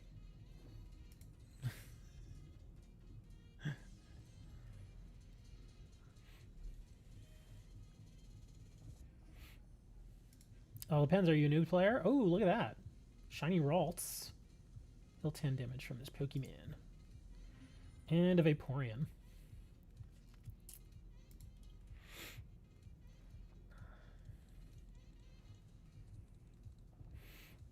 Yeah, those 3 GX decks, the Gyarados, the Charizard, and the Raichu, I give those away easy because they're very inexpensive. They're like really inexpensive, so I don't mind giving those away. Bill's analysis. That's funny. He has the pen on his upper lip there. Is the bird tag team for trade the one I just got? I can mark it. I have no attachment to it. I've got plenty of them. I'm not gonna use it. Oh, cool. Reverse Mew. Wow, 2 for 50. That's actually an interesting card. Huh. And Gyarados GX. Can take a long time to get enough energy. I imagine you'd probably have to run some special energies in that to really make it work.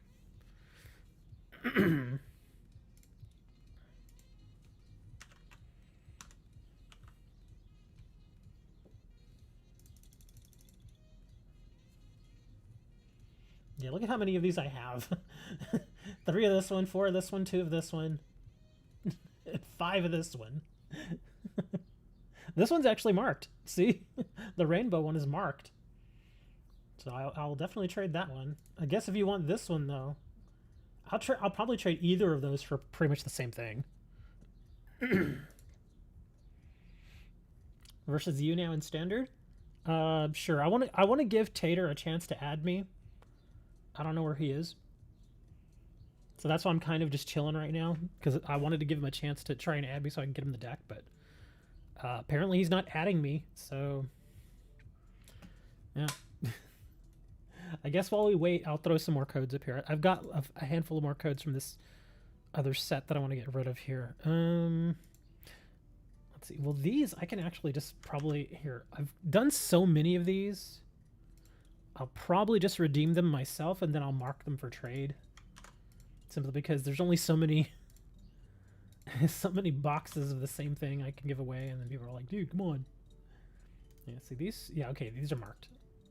Yeah, if you haven't gotten a copy of these, just send me a trade and I'll just trade them to you. Energies I don't even care about. But I do have one more Meowth V code. Y'all can have that one. Let's see, I think that's the end of this list. Yeah, that's the end of this list, so I can close that.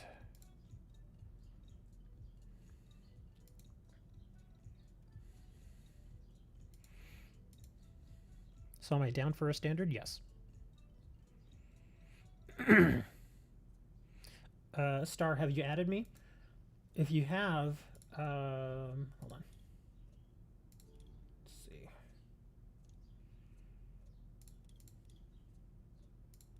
I'll mark Raichu. Just open up a trade, Star, and we'll do that. Downloading. Is that you, Brandon? Downloading. Let's see. Let's try this deck. Okay. Well, it's marked. It's marked Star, so you can just do the trade there. And it doesn't. You don't have to offer me any kind of special cards or anything. Just throw whatever card in there. It doesn't matter.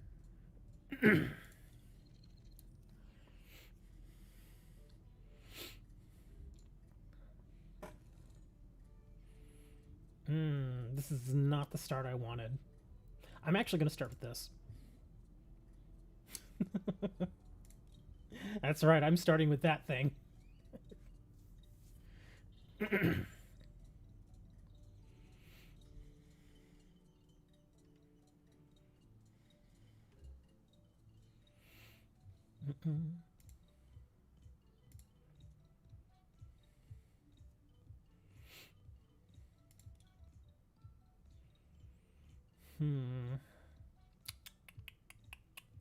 What do I want to put it on?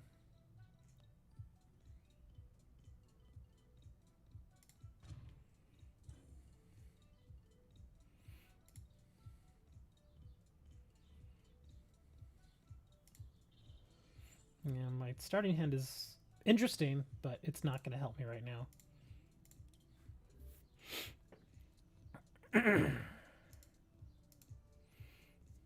When Eevee.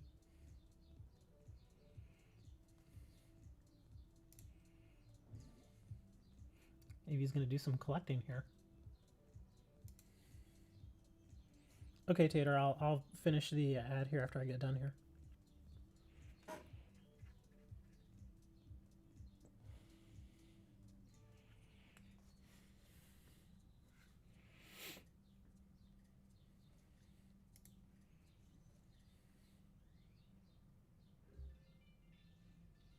Struggling a bit for energy.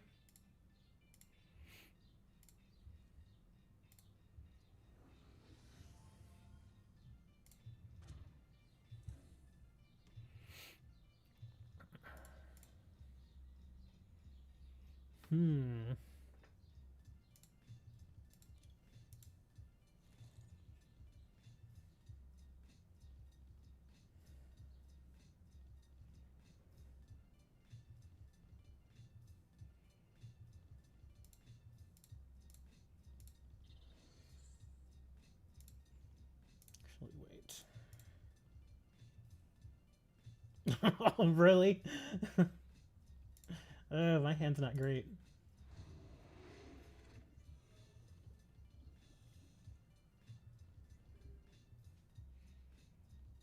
You're back. Hi, back.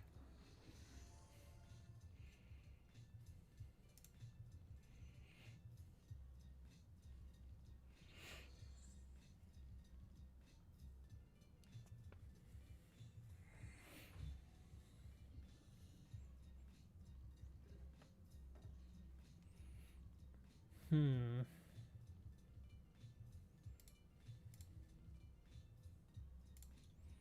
me think here. 70. I put it at 80. Hold on. 170, 180. It's 190.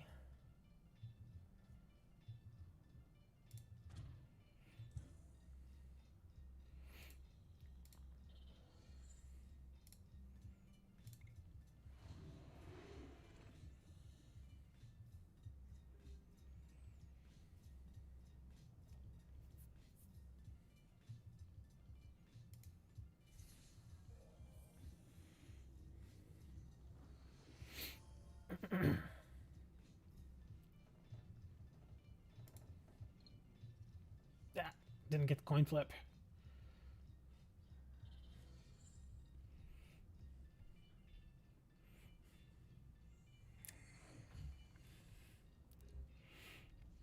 Hmm.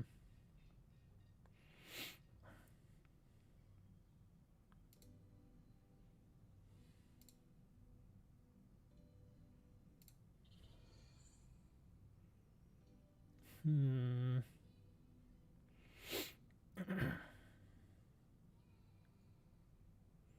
Actually gonna do, hold on, let's see. Okay, let's do this. We're gonna do this. All right, see you later, Aaron. Thanks for hanging out.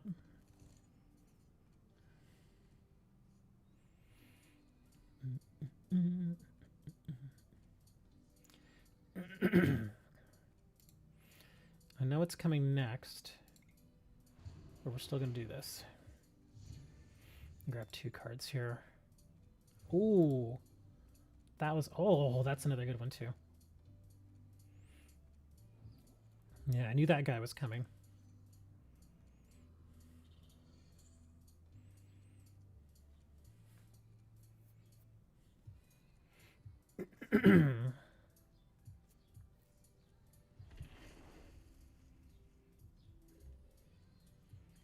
Rainbow Colossal.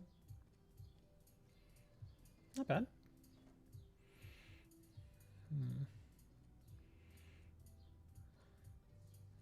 Think about how I want to do this.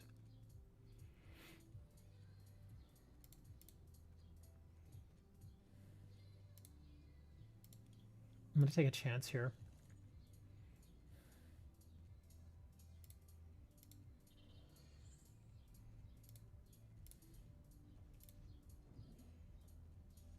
Darn it.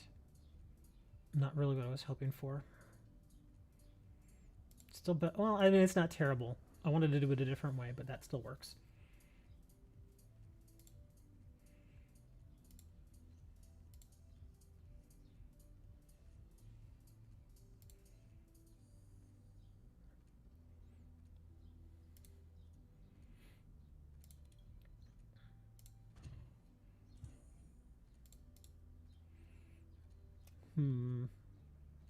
Oh, of course, now I see that.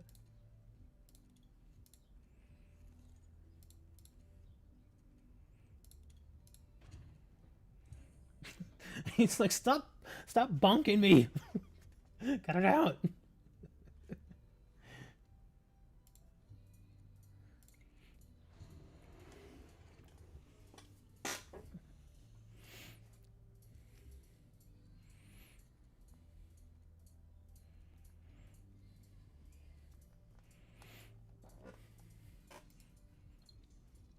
Oh, you got one.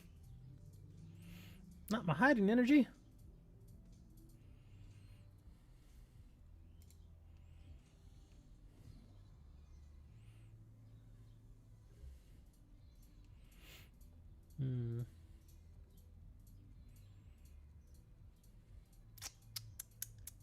I got a decision to make here.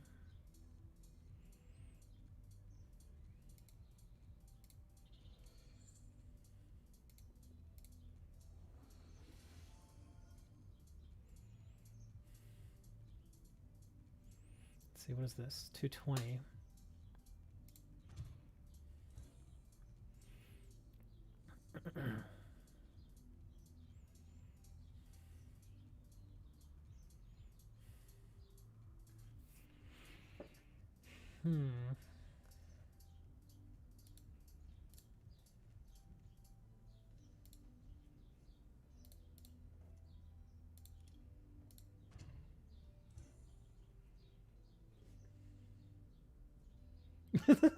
I keep bonking you, I know.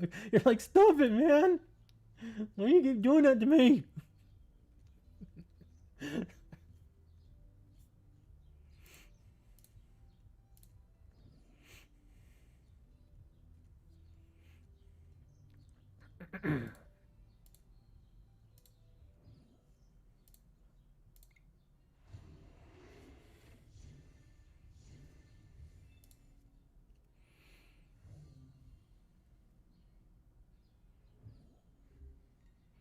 A Rainbow Rare Pikachu VMAX?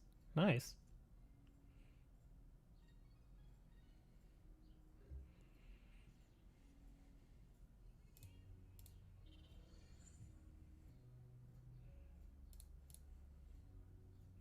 I'm not getting my rare candies, so I gotta start depending on Lanoon here.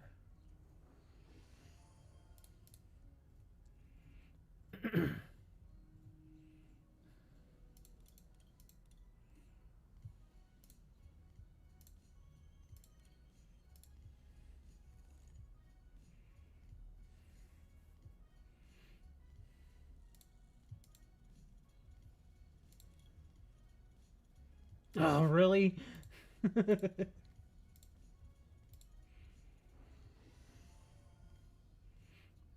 see, you're 220. Okay.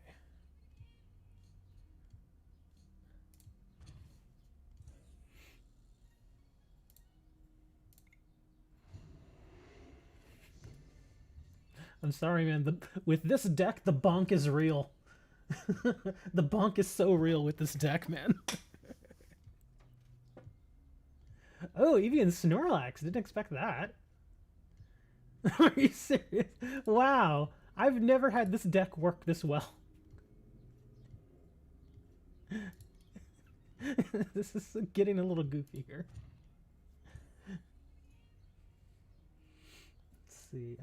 Let's put you here.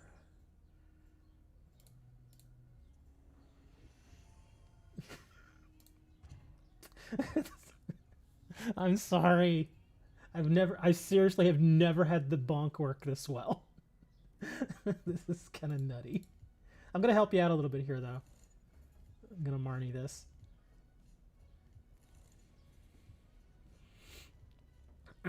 Wow. Okay. We're gonna actually wait on that. Let's just pop here.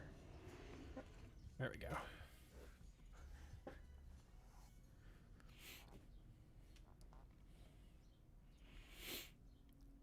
It feels like every time I play this deck, at least on the versus ladder, is that like 3 of my Zigzagoons will get prized, and I just have a massively hard time trying to get it going.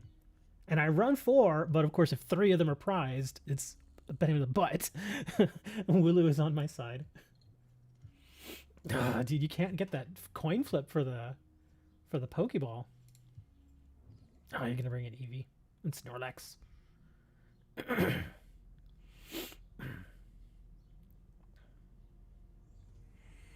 I only have 2 scoop up nets in this deck, so I've already used them both. Oh wow, look at that. Let's see. Let's do some Great Ball.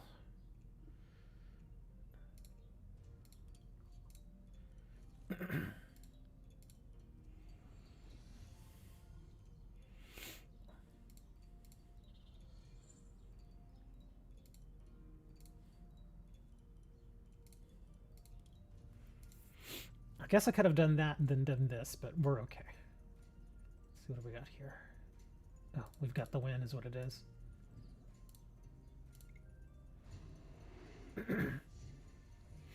Good game, sir. I'm not gonna lie, the bonk, it almost never works that well for me. It almost never works that well for definitely not on the ladder. I mean, I'm about 50-50 on the ladder with this deck, but that worked exceptionally well. I was surprised how well that worked that time. It's like I got every card I needed when I needed it. I'm not gonna lie, I got very lucky that time. Yeah, that's the bonk. Here, let me add some people in here. There we go. And let me check some trades. Yeah, that's what it does. It bonks you over and over and over again. And like I said, I was getting both of the scoop up nets too, so I was like, wow. It's kind of amazing to me that it worked that well. And that's because I started with Crobat. And I was like, screw it, we're putting Crobat out there. Gumshoes and an anti.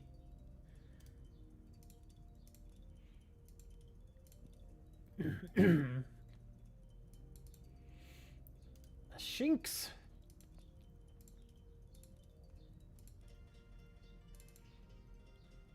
Let's see. Oh, wow. A Galarian Lanoon. Are you sure you want to trade that? I'll take it. I mean, that's a cool looking card, though. I love the color. There you go, man. You thought you had a deck to beat me, but damn.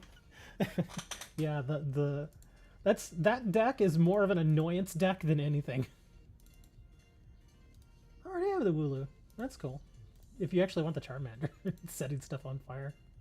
Yeah. Yeah, that's, I guess, for the most part, that's not your standard Obstagoon deck. It's a little bit different, because I didn't want to just do a cookie cutter. I wanted to see if I could make something else work. And like I said, in that particular case, it actually did work. But it doesn't always work that well on the ladder. On the ladder, I always, like I said, I always end up with like at least 2 or 3 of my Zigzagoons in the prize cards. And it just, I mean, once you have that many of the Zigzagoons in prize, it's so hard to make it work. But thankfully, nothing extra important was in my prize cards there. I think the best card I had out of the prize cards there was what a boss's orders, I think. Everything else was like an energy or kind of a card I could just kind of toss.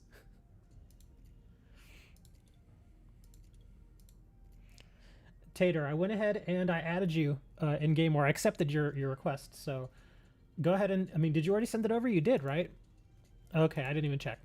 Yeah, I think you did. Dakota, yeah, you did. Birdie? Not Birdie. What is Birdie doing on here? I said Birdie. He's like, don't make fun of my name, man. Sorry. All right, hold on. Let me check some of these other codes here. I think this one's taken. Oh, there's an Eevee code. And a Lapras code. Okay, good.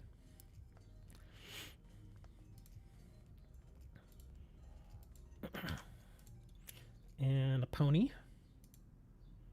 Speaking of ponies, what do you all think about the My Little Pony game?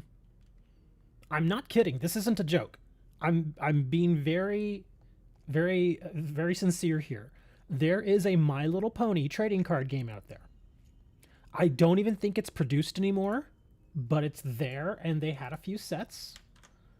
Wow, another pony. I've actually been kind of thinking about it because there are other games that I think I want to get into. Not in the sense that I would actually play it, but I mean like in selling it. I just don't know how often people would actually buy My Little Pony cards. Because I'm sure there's the bronies out there that buy that sort of stuff because they're into it. And that's fine. I'm not going to judge those people. But yeah, let me see. My Little Pony collectible card game. Is this even still running? Oh, here we go. CCG. Oh, this is a CCG Castle. Oh, wow. They actually sell booster boxes and theme deck boxes. And how many sets did they have? They actually had a few sets here. Let's see. Friends Forever, Sequestria and Beyond, Defenders of Equestria, Marks in Time, Absolute Discord, Equestrian Odysseys, High Magic, Celestial Solstice, Crystal Games, Rock and Rave. Oh, that's not an actual set. That's just a game. That's like a game within a game. Canterlot Knights, and then the Premier Edition. Wow, they actually had quite a few sets. Huh. My Little Pony themed decks in stores. Yeah, I remember seeing them there too, but I didn't think much of them. I was just like, I ain't gonna mess with that. But okay, I'm seeing a box here. Okay, oh wow, $30, 36 packs per box. I kind of want to buy it just to see. But like I said, at the same time, do I really want to throw $30 at this thing and then not be able to unload the cards later? Because I think that's probably what's going to happen. Let me check TCG Player. Yeah, because I bought a box. I think I mentioned it. I bought a box of Force of Will. And I've actually gotten a couple of Force of Will orders already. So that's not bad. And I only bought just the one box. And the thing is that box that I bought for Force of Will, it was only $20. Seriously, a full booster box, 36 packs, was only $20. It's not the best set in the game. It really isn't. But it's, something. Do it for the stream. But yeah, I was thinking about it. Let me see if it's even on the main list here. Let's see, supplies, more. My Little Pony. Let me see. I wish they would tell me how often some of these. Let me see. Do they have market prices? Generally, if the cards have market prices, it means that they move, that they get sold. Oh, they've got other boxes here too. Oh my gosh. There is My Little Pony CCG High Magic Booster Box for $500. Oh wow, the pricing here on TCG Player is way different than this other website that I look at. Yeah, like this Premier box, they want $55 for it here, but on that other site they only wanted $30. Yeah, there's some pretty big price swings here. Usually when you see big distortions like that in pricing, it usually means the product doesn't sell very much. So that's not really good. Do they even let you list the individual cards? Hold on. Let me see. High Magic. Oh wow, forget it. They don't even let you list the individual cards. That's too bad. Invest Kappa. I have no idea what you mean by Kappa. Yeah, the sealed product they allow, but they don't have... It's not like on TCG Player where you can go and you can look for individual cards. They don't have that set up here, which is unfortunate. Because if they did, then I would probably feel much better about spending $30 on a product like that. But like I said, I can't unload the individual cards easily then. I mean, I could still sell them on places like eBay, but believe me, I used to do individual listings for cards on eBay, and it is so time consuming. It takes forever to list cards. I mean, it's just, I don't even want to get into it. It's so much easier on TCG Player, but they don't have that set up here for My Little Pony. So that's too bad. That really is too bad. I actually was thinking about it. Oh well. No My Little Pony stuff.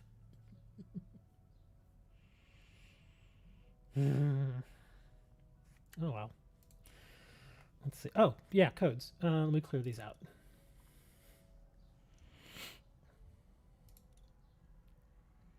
Oh, I did get some other sealed product in though. I actually opened some of it. I got some special edition boxes of Dark Neostorm from Yu-Gi-Oh! And the packs were okay. They were average. They were all right. I'll get my money back on it, but yeah. That's why I was like, I'm probably not even going to film this. Let me just open these. And sure enough, it wasn't anything amazing. What else did I get? Oh, I got 3 boxes of freezing chains, and I did the video, but nobody watched it. A freezing chain. I mean, it's just a structure deck opening. It's no big deal. But yeah, I got several of those, and I've already made my money back on it, strangely enough, because right now the value curve is inverted on that set. And what I mean by inverted is that you can buy the sealed structure deck for I got mine for like $9 each. Actually, wait, hold on. No, I got mine for 780, 780 each. I think that's what it broke down to. It was like 780 each for the ones that I got.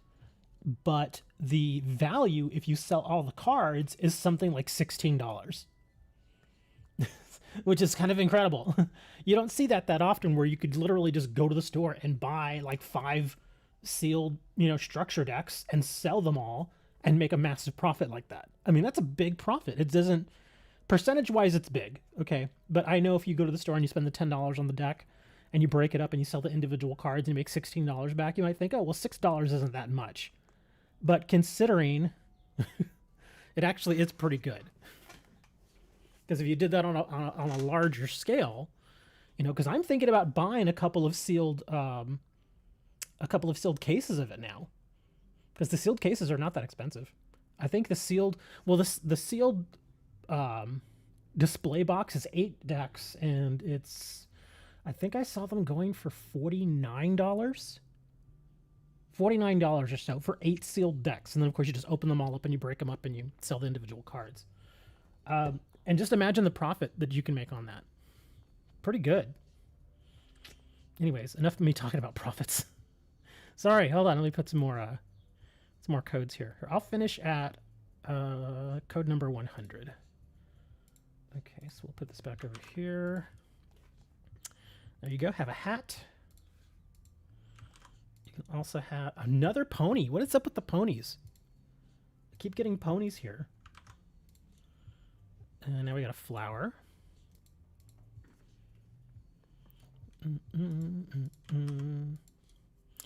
Oh, Mopeco V. Wow, that's not a bad code. Okay.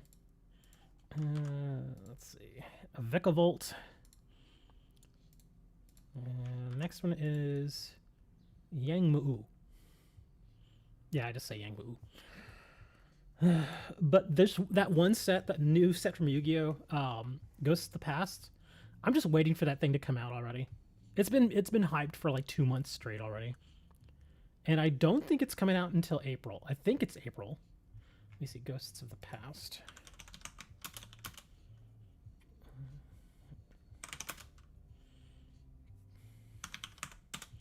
Come on, I know you got to be in here for pre-sale already. There it is. Yeah, Ghosts from the Past. Here it is. $416.21. They're $30 each. And it says each box contains 3 packs of 5 random cards. So they're expensive, but from what I understand is that every single card in all the packs is supposed to be a ghost rare, or at least one. I forget exactly what it was. So there's a bunch of ghost rares, which is, it's neat, but it's not so great. And this is what I mean by that. Because getting a ghost rare in a pack it used to be a big deal. Like, there are a few videos that I've done where I've gotten a ghost rare. And I was like, oh, wow, ghost rare, And now they're kind of giving them away a little too easy with this Ghosts from the Past. And the bad thing is again, with a set name like Ghosts from the Past, guess what cards are being put into the set? Yeah, all old stuff. It's Blue Eyes White Dragon, it's Dark Magician, it's all the old stuff, which is kind of a bummer. I was hoping they'd do some more modern cards if they were going to do reprints.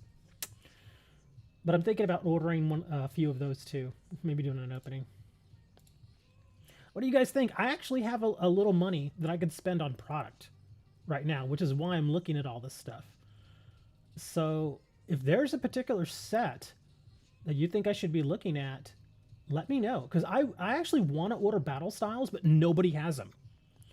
Not even retail stores don't have them. My distributors don't have them. Nobody has them.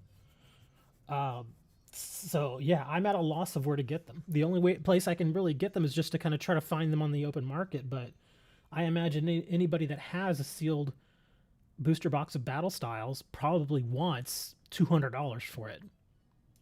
In fact, let me see.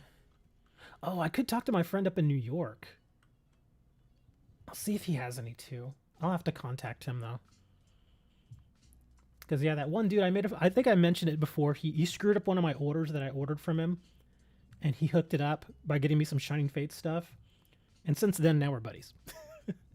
So I may throw some money his way and see if he can give me some battle style stuff, because he orders big shipments because he's got a store. He's got a physical store, so he orders big giant shipments. All right, let's see battle styles. Booster box. Unified Minds or Generation. Let's see. Oh wow, this actually isn't too bad. It's still above retail though. Yeah, battle styles, sealed box, 36 packs, 165 shipped. That's still a little. That's still overpriced. Here's one's a little cheaper, 158 shipped. Oh, here's one 152 shipped. Oh, here we go. This is better. This is much better. Oh, well, hold on. Yeah, 150 shipped. Let's see. Oh, that's 140, but then there's shipping on top of that. Yeah, they're all going to be about that much. Probably about a 150 to 170, which is above retail pricing. So that's a bummer.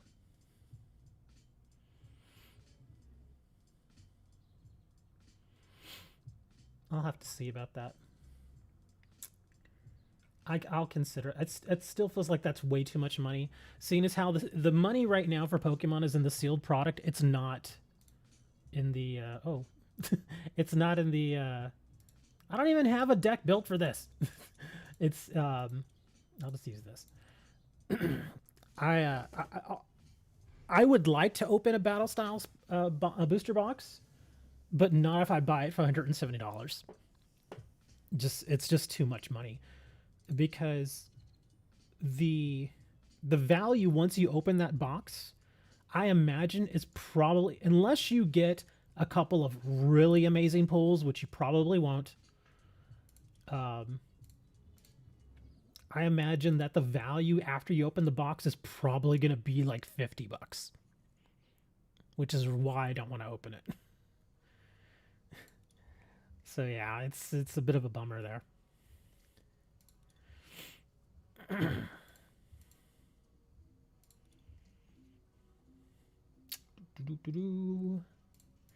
me that.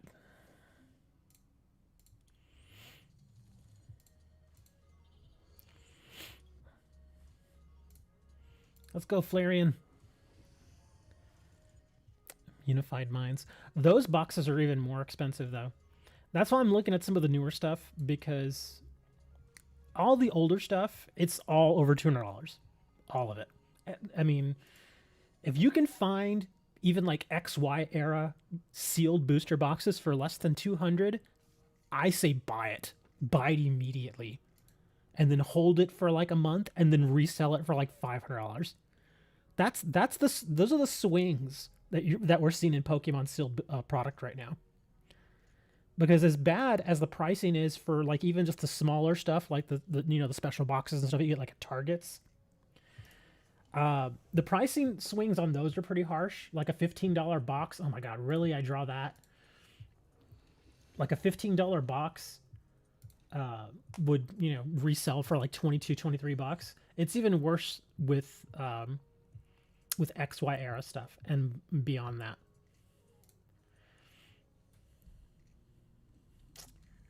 Darn. Not good.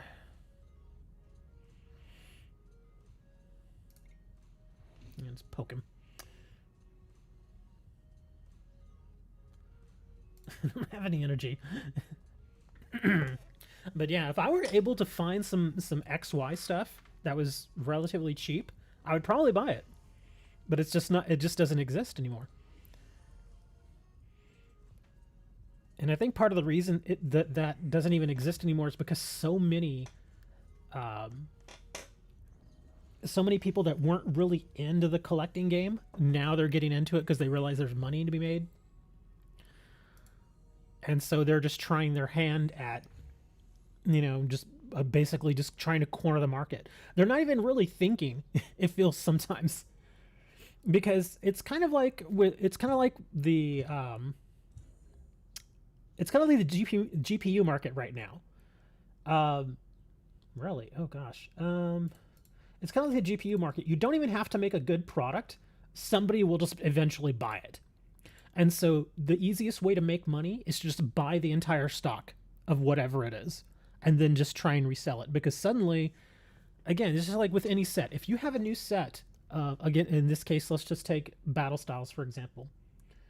If you have battle styles out there and literally no one but you and maybe a couple of other big stores have stock of that, you can ask pretty much any price you want for it, and somebody will eventually buy it. It's just how it is right now, man. And it's kind of a bunk thing to do, because I mean there's so many things that's happening with nowadays. In fact, who was it? What was the name of that company? Sanrio. Have you ever heard of Sanrio? If I'm not mistaken, I believe. Hold on, Sanrio. Here we go. Yeah, this is what I was seeing the other day. Animal Crossing Sanrio amiibo cards sell out immediately. So apparently, what's happening with the Sanrio cards for the amiibo cards is people are doing the same thing to that they're doing with GPUs, with CPUs, and with trading card games right now. They realize there's a market of people who really, really want that stuff. And so, again, it's usually just a couple of people who go out there and buy up the entire stock and then just resell it. And that's what's happening. That same day that those came out, and I saw the story, I read the story, and I was like, I'm curious. I went and I looked on eBay. Sure enough, there they are. All of them are there, and they're expensive. They're really, really expensive. And I'm like, that's kind of, I'm not a fan of that. It's really kind of a bummer. Let me see. Oh, I don't want to do that. We'll do this. Yeah, I am not a fan of doing that. It seems kind of bunk. Hated evolutions because they would include in a lot of new product. Dude, I know what you mean, Hawk. In fact, what I have luckily been doing, because at first I was just kind of opening all the packs. Whenever I would get a new 10, I would just open up all the packs, and that was fine. But lately, with the 10s that I get, and I do still occasionally find 10s here and there, so when I see them, I definitely buy them. And then of course I usually just open them up. But with specifically the evolutions packs, I've been leaving those sealed, because again, people are going nuts over that set, and I still don't understand why. And so I was like, let me just keep these evolutions packs sealed, and let me see if somebody actually pays me $15 for a single pack. And they did. I've done that several times now, where all I do is just, it's just a standard sealed XY Evolutions pack. I put it out there for sale, and somebody buys it, and I'm like, why? Why are you even doing this? But I'm like, it's your money, man. You do whatever you want with it. I just don't understand why they do it. And the thing is those tins that I buy at retail, they're $25. So that one pack pays for more than half of the tin. And again, it's like, I'm not going to open that pack because there's nothing in it. At least not that I want. So it's kind of strange to see that. People are weird, man. I just don't understand why people are going crazy over evolutions. I think what's really happening at this point right now is that most regular retail buyers are not buying that set. They're not. I think what they're doing is... There we go. Did here? Okay. Here. I know you're going to kill my guy here, but I'll just do it anyway. I think what's happening now is that a lot of the movement in those loose packs are, again, they're going to the people who already have a position in it. And what I mean by that is all the people who are hoarding the sealed booster boxes are also buying loose packs. And so I don't think it's your average Pokemon player that's buying those packs for me. I think it's the scalpers. They're buying them because they're betting that the pack is just going to continue to go up in value, which it might. It might, simply because, again, the supply is so constrained right now that, you know, it'd be pretty easy for them to just keep doing that, just keep that cycle going.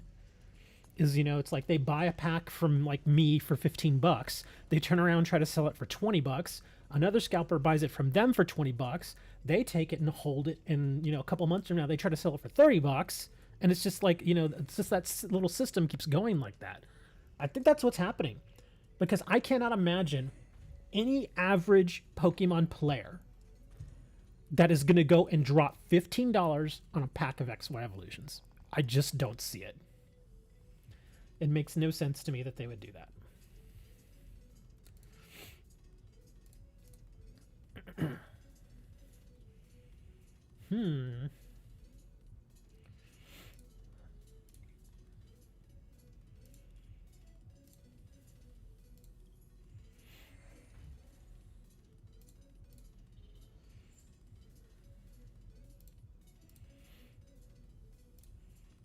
I think that's pretty much all there is to it. Is just like I said, and they just happened to pick that one particular set to do that.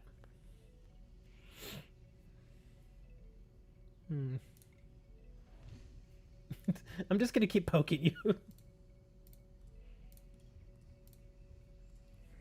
because we're discussing XY evolutions.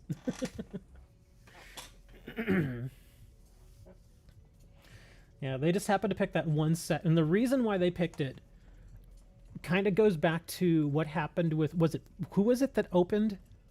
Was it Logan Paul that opened that original base set Pokemon box?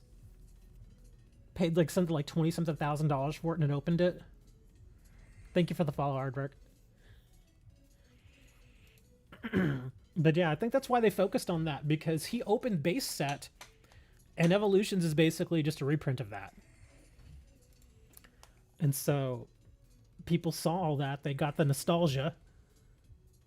Or some people may not even necessarily know the difference, because the cards look pretty much the same.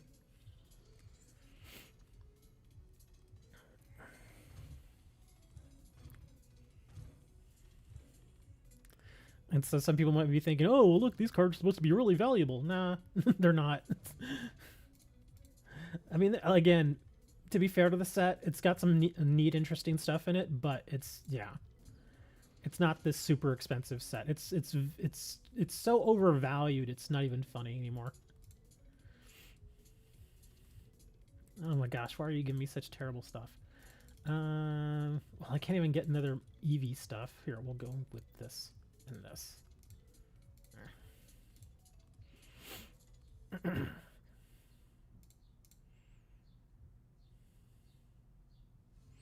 See, what does this thing even do? Floats down. No retreat cost. Here, we'll get rid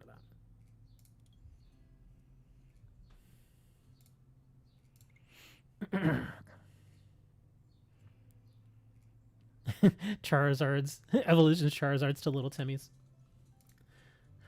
I feel like it's a little wrong to do that, but I think of it this way. And I'm not trying to find any particular excuse as to why people may do this. What does this thing do? Oh, okay. But again, if an adult wants to if an adult wants to pay me way too much money for a card and they're fully informed as to what they're getting, I have no problem with it. It's like, you know, it's almost like selling pretty much anything else. Like, I've got an old GTX 970 GPU that I've been actually thinking about selling, because people are apparently going nuts right now for GPUs because they're so hard to get right now. And I could get, I could easily get, you know, $200 for that card. It's not worth $200, but I know I could easily get it. So it's a bit like, well, okay, I know it's not worth $200. You know it's not worth $200, but for some reason you're willing to pay me $200 for it. So is it wrong or is it right? It's basically just, oh, you forgot to poison me. It's because we're talking so much. I mean, I'm not gonna lie, I'm kind of half-assing this match, and I know you're gonna beat me anyway because I'm playing basically a structure deck versus whatever you've got going here. But yeah, it's kind of a weird thing. You know, both parties know it's not worth what's being asked for, yet there it is. It's like, do you want it or not? All right, fine, I'm giving me.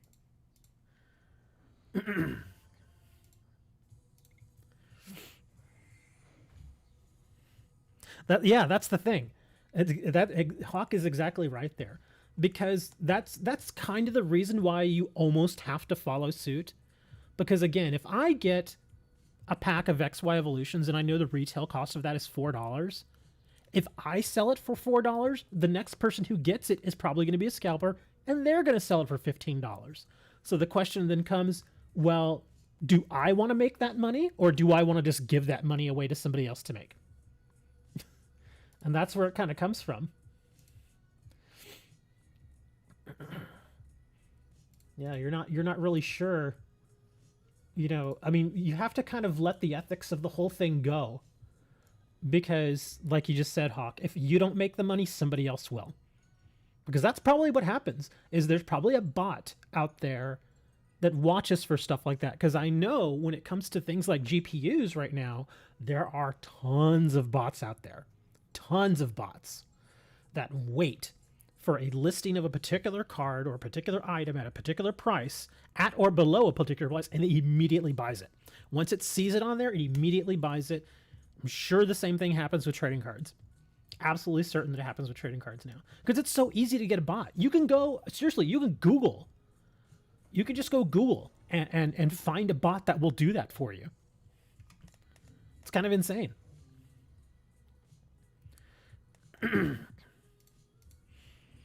Yeah, you can just download a bot and it does it automatically. You just have to put in the parameters for it.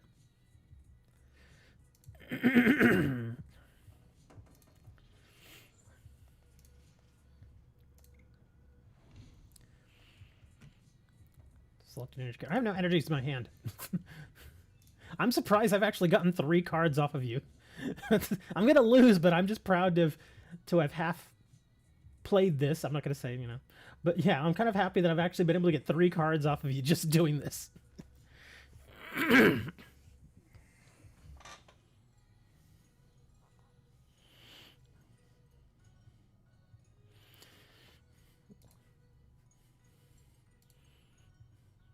Well, it all depends what local game store you go to.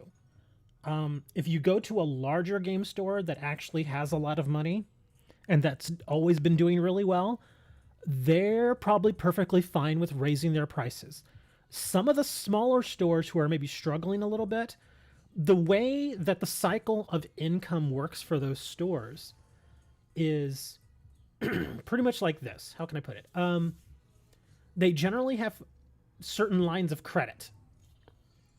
And of course, you know, with any line of credit, if you don't want to be charged any interest on that money, you usually got to pay it back pretty darn fast.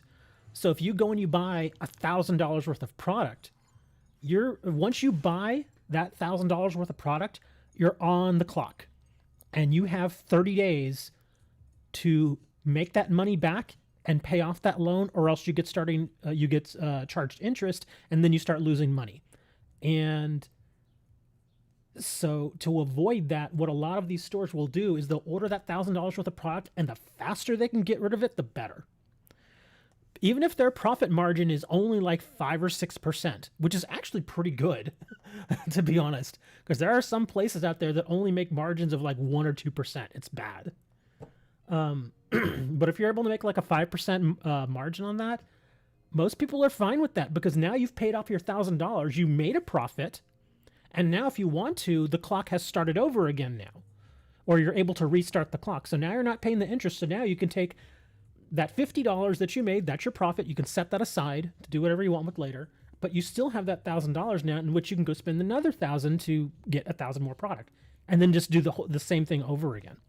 So it's not necessarily with certain stores the price at which you really want to sell it at. It's how you can actually move it out the door. Because again, there's so many times where you absolutely have to get rid of that product.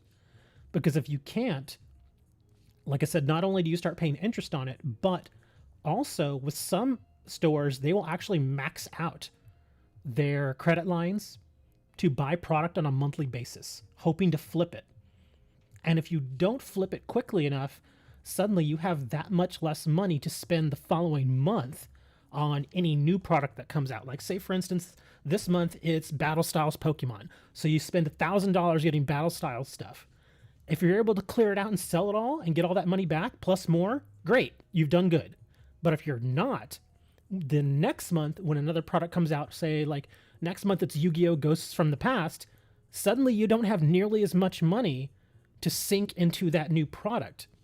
Because the way it generally works in this industry is the older a product gets, at least for the first few years, the less likely it is to sell. Like, if you buy a box of Blazing Vortex Yu-Gi-Oh! Right now, it'll probably sell pretty easily because it's the newest set from Yu-Gi-Oh! But if you take a set that's a couple of years old, like, say, Savage Strike, it's going to be much harder to move that because people have already kind of gotten their fill of that set. They kind of like, even though it's still a good set, people still just kind of want to move on from that and they want to go for the new stuff. And that's the thinking. That's the idea.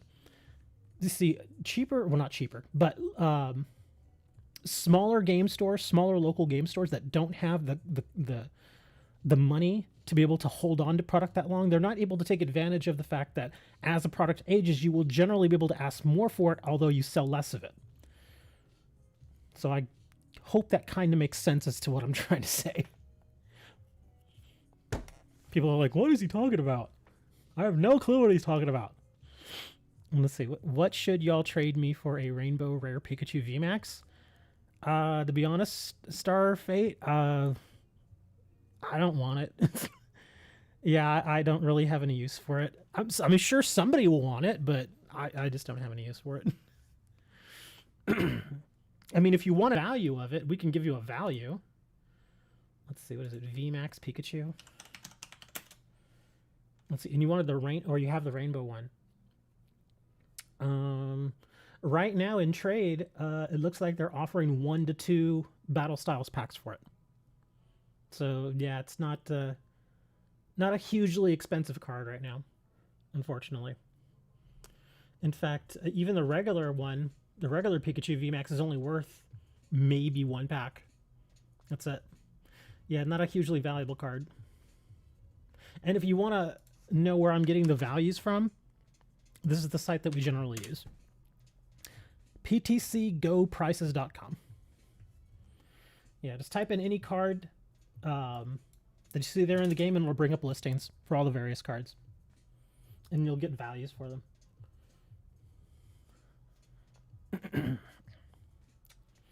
In fact, I definitely want to check. Oh, that's for Shiny. Oh, that's Shining Fates Crobat. Darkness Ablaze Crobat. Collector card, not competitive. Pretty much. Yeah, that's pretty much what that card is. I mean, it's neat to have, and it's kind of, the artwork looks kind of neat and goofy. But as far as usability, I mean, I guess technically you could build a deck around it, but you just don't see very many playing with it.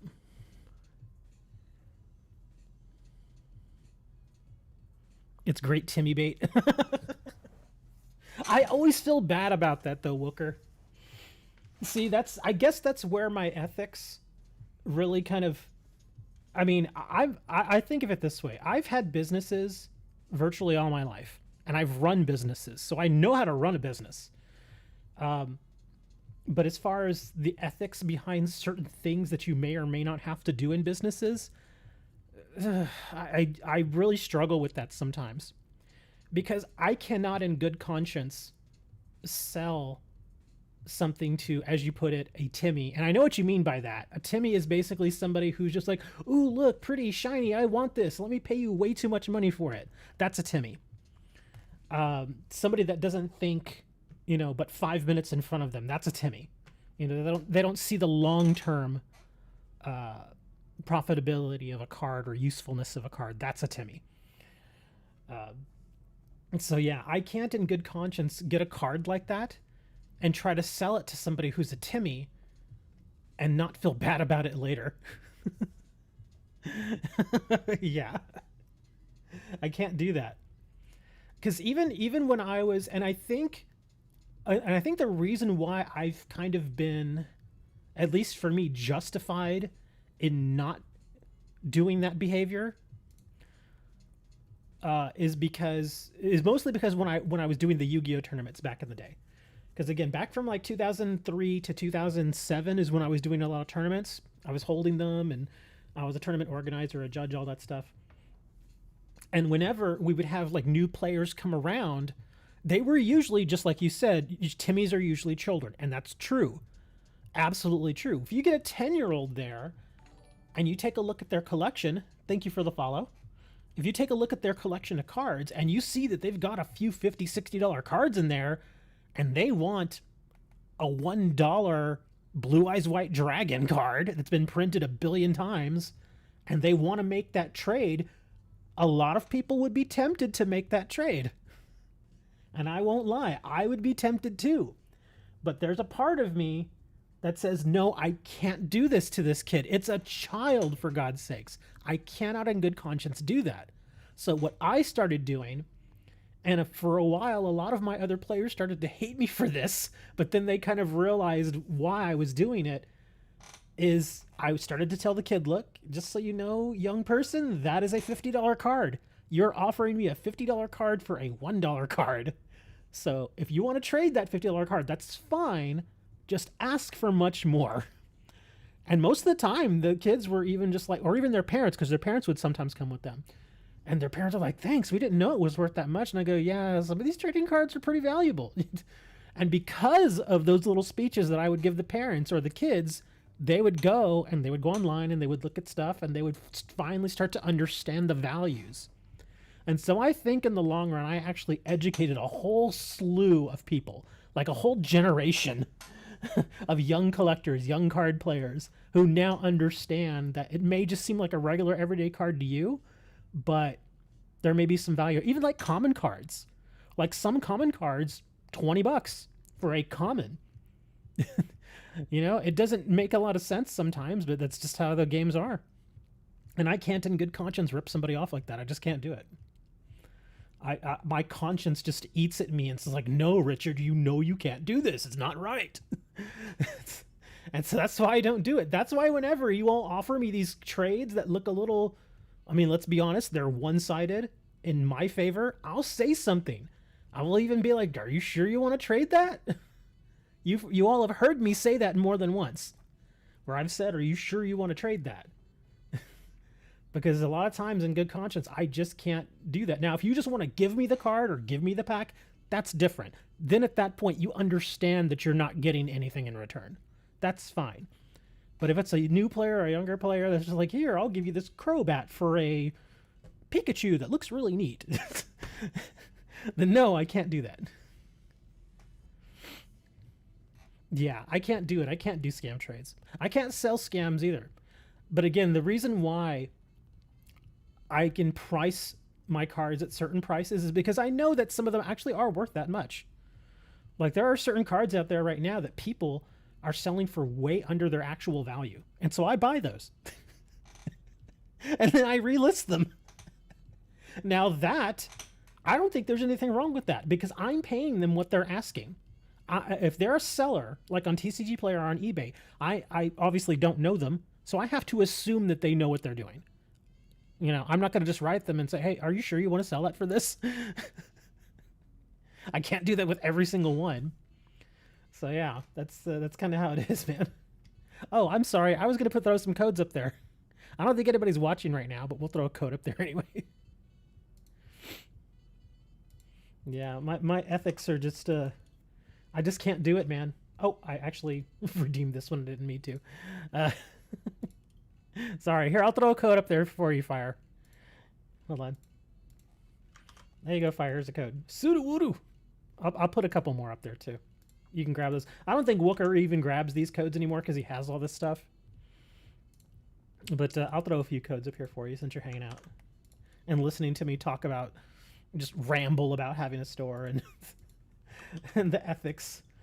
Oh, wow. That's actually not bad. Rillaboom and an Obstagoon. I think that Rillaboom gives you 3 cards. I think it gives you the Grookey and the Thwackey, too. So there you go. There's some codes. You don't play Yu-Gi-Oh? In-game name. My in-game name is the same as the channel name. Keep going, you'll trade them. No, you can take these. Go ahead. Take these. Just copy them down or whatever. Yeah, dude, I've got literally hundreds of these. Just seriously, go ahead and take them. I'll leave them up there for a little while, too. Give you some time. Ow! I hit my microphone.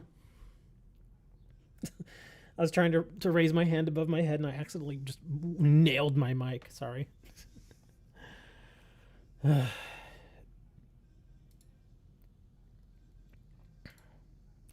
Oh, man.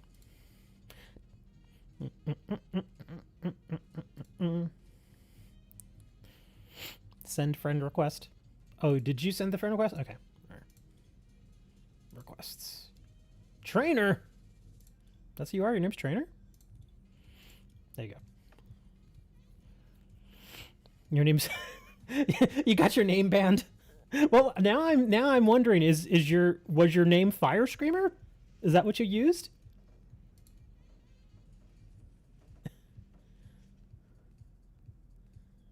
It was by the cheeks. Okay. Speaking of banned names, never underestimate the code of vultures. Yeah, I know. I can try to kind of hold the vultures off, but they're always going to be around. It's just it's like actual vultures. They're eventually going to find a body and just pick at it. But speaking of names, I think I mentioned this before. In Sword and Shield, I'm so annoyed that I can't change some of these nicknames that some players give the Pokemon that they trade. Because if you do like a surprise trade, a lot of times you'll get a Pokemon that doesn't have the original name. Like if I get a Wooloo and it's just called Wooloo, that's fine. I have no problem with that. But if I get a Wooloo and its name is, Smack My Butt Cheeks 35 or something. I'm just making something up. I don't know. Just something stupid like that. You know what I mean? If I get a name with like that, I can't imagine going into battle. Smack my butt cheeks. I choose you. I can't do it. It's just so dumb. And the thing is that once they have those nicknames, you can't change them. Why? I just don't get it. It annoys me so much that they don't let you change those names. I mean, the dumbest name that I've given one of my Pokemon is Doug. And I've said that several times too. You all know I call some of my Wooloos Dougs, and then I trade them to people. But yeah, that's the dumbest thing that I name my guys. And it's just a Wooloo. I mean, it's not like a shiny Charizard. Like I've gotten I've gotten 3 shiny Charizards from trades, and all of them have stupid names. All of them. And so I have a really hard time playing with them because that name is just so dumb. And I have to look at it all the time. It's like, here, I'm sending out Booty Clapper. Go get him, Booty Clapper. And Charizard's looking around like, is my name really Booty Clapper? Can you imagine that? Imagine naming your dog that. Seriously, imagine naming your dog that. Your dog gets out from the backyard, and then you got to go look for your dog because your parents are like, hey, you got to go look for that dog. So you got to go out and look for the dog, and your dad's like, call his name. And so you're out there screaming this stupid name, and the neighbors are coming outside like, what is this dude doing? That's kind of how it feels.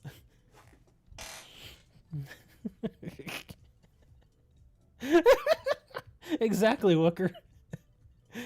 Imagine going to even like a trading card tournament and having somebody say that. It's like, you really named it that? It's so dumb. It's kind of like there's been a joke that's been going around.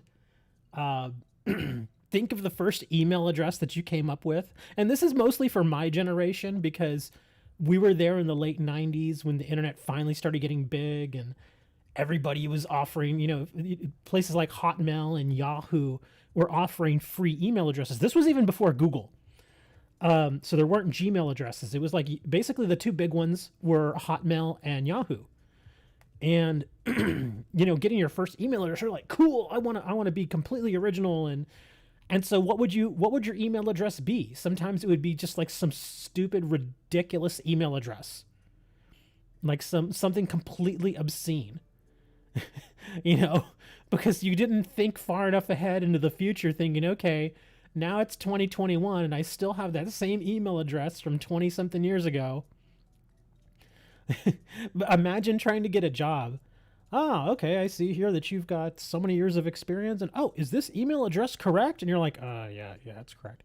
Really, sir? Your email address is, let me see if I've got this right. Light my crotch on fire 69 at hotmail.com. Is that right? Yeah, that's right.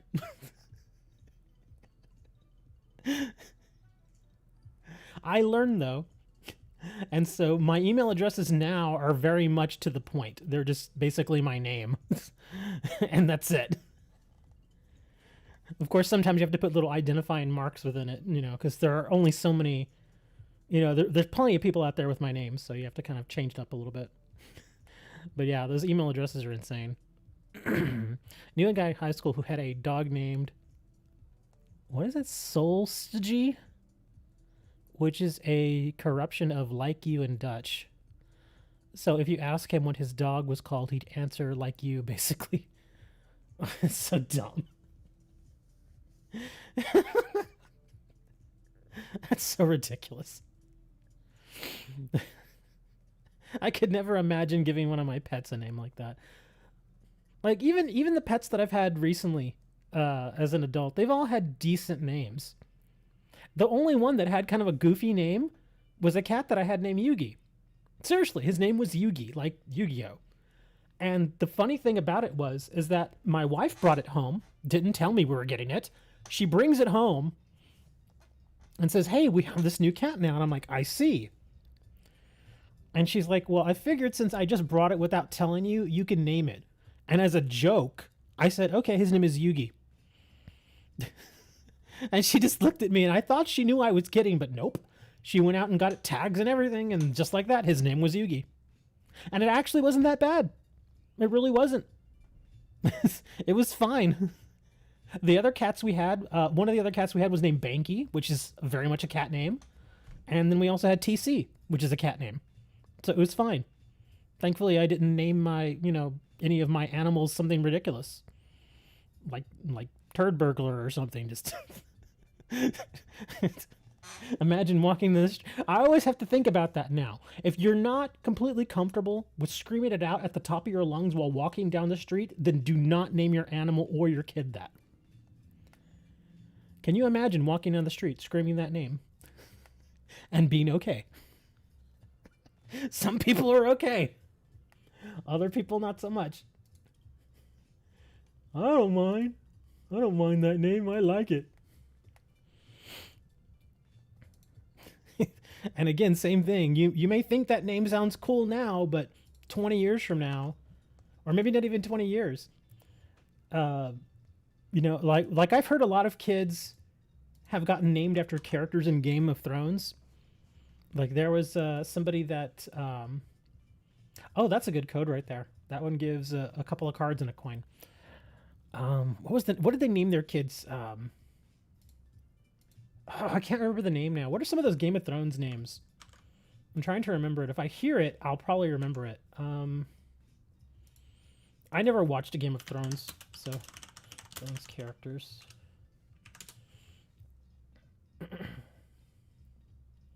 Here it is, Daenerys.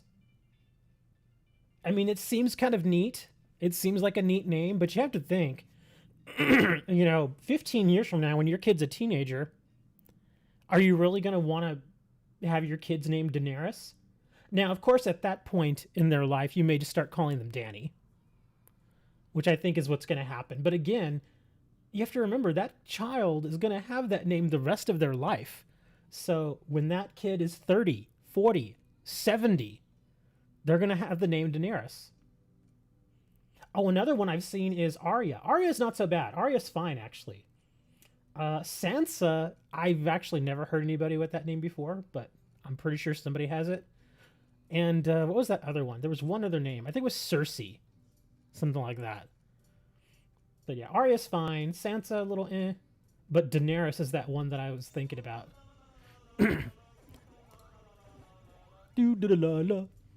Thank you for the sub. I appreciate that. The strangest pet name I've had was a cat named Keisel, which means pebble in Dutch. Well, that's not so bad. Yeah, it's like naming your dog Spot.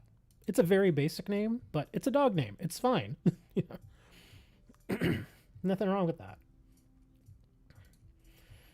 And I think the biggest reason I've been thinking about baby names most recently is because my niece had a kid. I think I mentioned it to you guys. She finally had her kid. Poor girl's 17 years old and had a kid. Yep. So yeah, she's 17, had a kid. And so, of course, as expected, my sister and my mother have been taking care of it quite a bit. But I'm not going to throw her under the bus. I mean, she's still young. They're going to teach her, hopefully, how to take care of it. But yeah, thankfully, they didn't give, I guess, my great niece or grand niece is what this child would be to me, relationship-wise or relation-wise. They named her Priscilla, which is fine. There's nothing wrong with that name. I heard that name, and I was like, that's okay. I can live with that. I mean, not that it's my kid anyway, but it's not my child. But still, I have to think about that because I think about some of the names that, again, I see those names out there, and I'm like, please just don't. And I actually said that to my sister just days before my niece went into labor, and I said, okay, please just do not let your daughter name that child something goofy. Do not let them name it like, you know, some kind of ghetto name or something, just please. And she's like, no, they're picking out a nice name. And I'm like, okay, good. I said, no ghetto names, because that kid is going to hold on to that name for the rest of their life.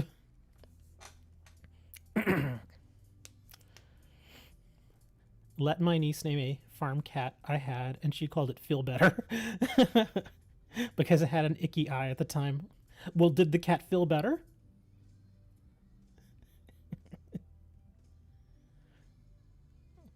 Feel better. That's kind of interesting. I mean, what could you make out of that name, though, besides the obvious? I'm trying to think of all the names now that I've given my pets. If you're talking about a bad kid name, you can't forget about. Oh, and that's because he had to actually change the original name too. Elon Musk's kid. I know what you're talking about, Moni. They actually had a name before, but they had to change it because legally they couldn't put numbers in the name, I think is what the reasoning was. So they had to change it. So yeah, that name is, I mean, what do you really call it? Is it Zay? Because it's Xae. So Zay? Is that how they pronounce? I mean, how do you even pronounce it? Seriously, I've never heard him pronounce the name. If it's like Zay, I guess that kind of works, but still, that's just, again, they've cursed that poor child with that name, and now it's, yeah. I know certain names are very old school and there's nothing really, you know, amazing about them, like John or Robert or even Doug. I know I kind of rail on that name a little bit, but technically there's really nothing wrong with those names. They're fine. But I think in the struggle to try and make their child stand out, they do make them stand out, but for the wrong reason. Instead of them saying, hey, you have a cool original name, now it's like, hey, let's pick on that guy because of his name. It's terrible, man. I couldn't see doing that. What in the world was Elon smoking? Well, him and his girl. Because the girl he had that baby with, she's actually really young, isn't she? She's like 25.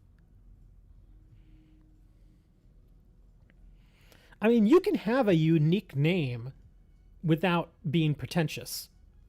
And that's where Elon and his girl made the mistake, is they went beyond cute and got really pretentious.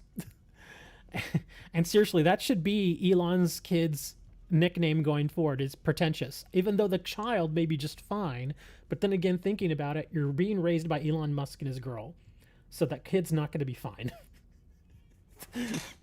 The kid's going to have problems. Not the kind of problems that you or I have, because they'll have money.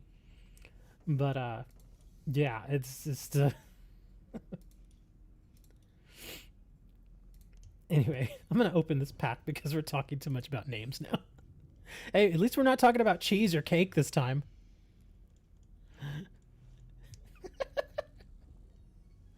Helioptile. Mudsdale. I feel like this Pokemon should be better. I really do. Like, I would take this attack if it were 140 or 150, if it didn't do the damage to himself. I mean, because he's a horse. He's not. I mean, how does a horse damage himself, other than doing something stupid? So that's why I'm saying it could still cost 4, but bring it down to like 140 or 150, and then let it do no damage to itself, because it's only got 140 hit points, which, considering it does 40 damage to itself, is not that much.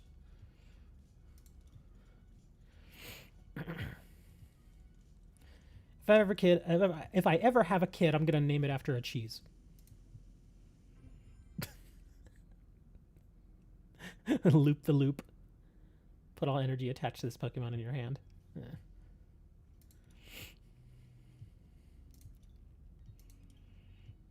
Let's see, Breakthrough or Primal Clash?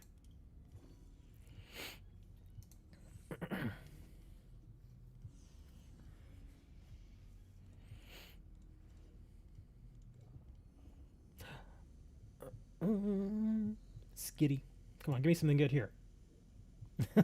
Whiscash. It's Kingdra. Nothing amazing.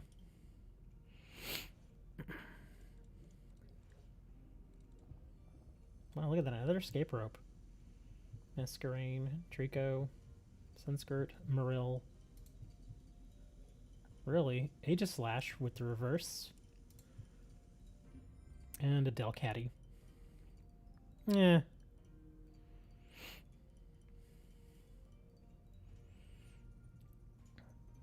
Yeah, I guess this is okay. I haven't really opened many of these packs, as I'm sure you could figure out. Let's see, Breakthrough. I just bought some of these because they were cheap. I was like, yeah, let's just get some packs.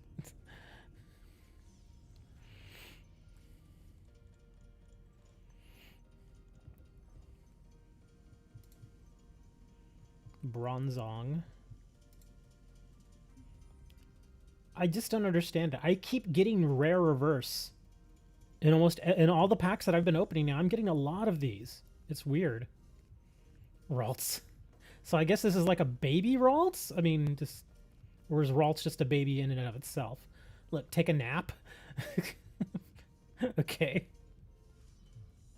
That's odd.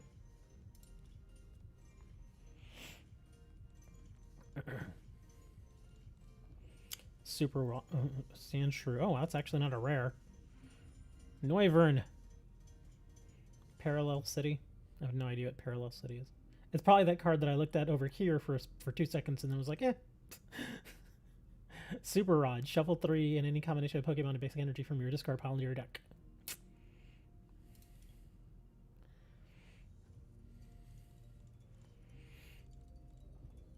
Ooh.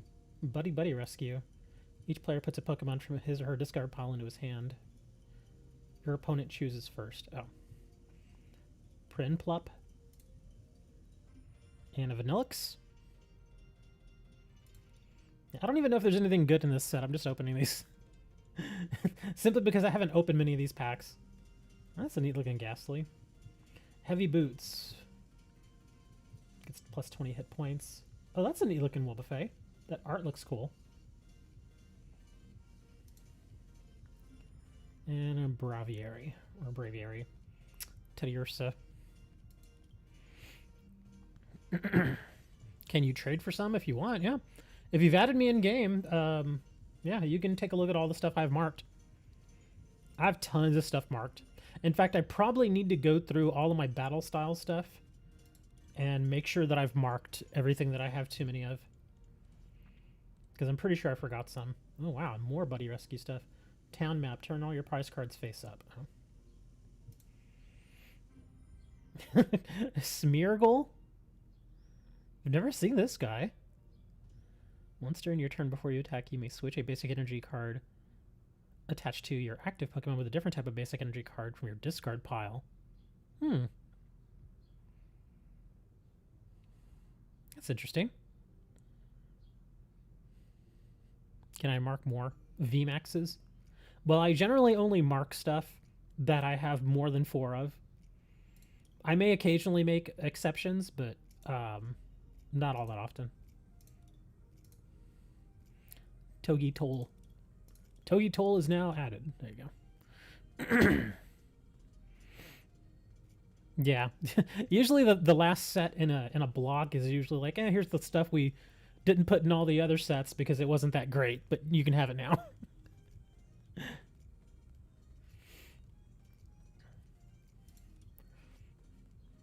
I wish there was a way that I could... Let me see. Let me check the filter real quick. Attack cost, rarity...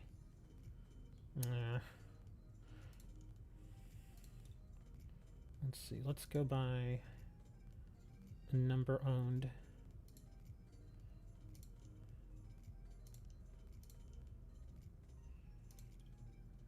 Hold on.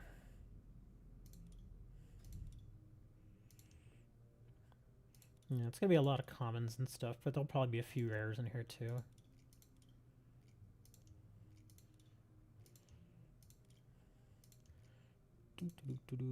I usually just do this on my downtime, but I'm like, screw it. I'm going to do it now. Gligar.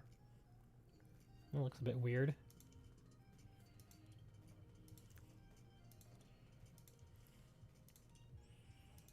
Carkol. I actually like him in Sword and Shield. He's pretty useful.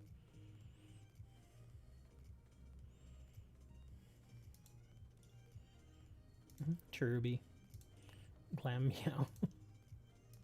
I still kind of get a kick out of some of these names. Some of the art's kind of ridiculous too. I guess I could just drag it over. Oh, God.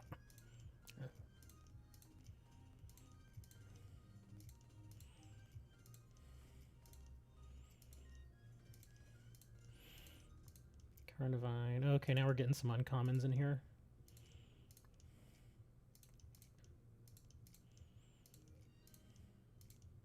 Spoink. Oh, yeah. We were discussing how Spoink keeps himself alive last time. That was one of the greatest conversations ever. It really was. Because together we figured out how to keep him alive while he could sleep.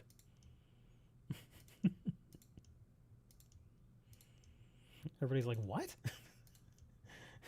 If you don't know about Spoink, we found out that I think it was Serenity who told us that Spoink, if Spoink ever stops bouncing on their spring, they will die. I mean, that's literally part of their I guess their Pokédex entry, that if they ever stop bouncing or on their spring there, that they will die. And so I just kind of got to thinking, I was like, well, how do they sleep? Do they just stay awake forever? Or, you know, I didn't understand how they did that. So we started forming ways to try and keep Spoink alive. And so I was like, okay, build a box and put 2 Spoinks in there. And while one extends his spring, the other can oh God, what's the word I'm looking for? The other can, I guess, compress their spring. And then they can just go back and forth like that over and over and over again. and not have to worry about it because the perpetual motion will keep it going. And so they could literally sleep, but the springs will still keep going, so they won't die. Yes, that is what we talk about here.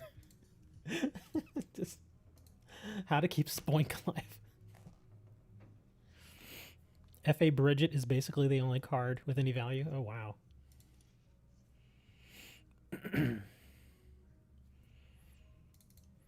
Let's see, what do we got here? Oh, are you just giving me stuff? Are you sure? A flash fire? Oh. Now I see why you want them. Oh, you know why I even have these marked? Is because Serenity wanted them. I think it was Serenity who wanted them. It was Serenity or Phantom. Yeah, and I did them a favor and marked it, and I completely forgot to unmark it.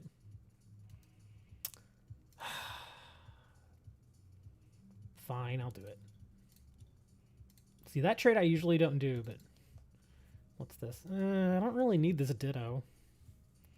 Yeah, I'm not going to really do anything with it. I guess I'll do that, though. Sure. There you go. We can go open those packs now. Or the chest in the pack. I never get anything great from the chest. I always get uncommons. I think I've only ever gotten one rare from the chests. But I'll open it.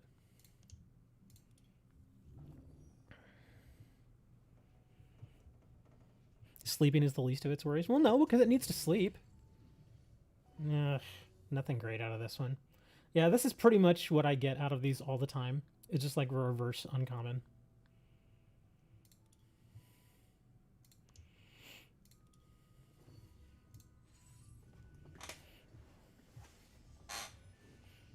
Oh, yes. In fact, he came by today.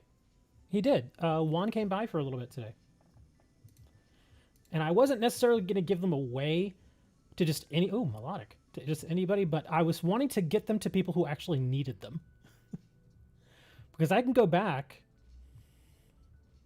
that's actually not a bad pack.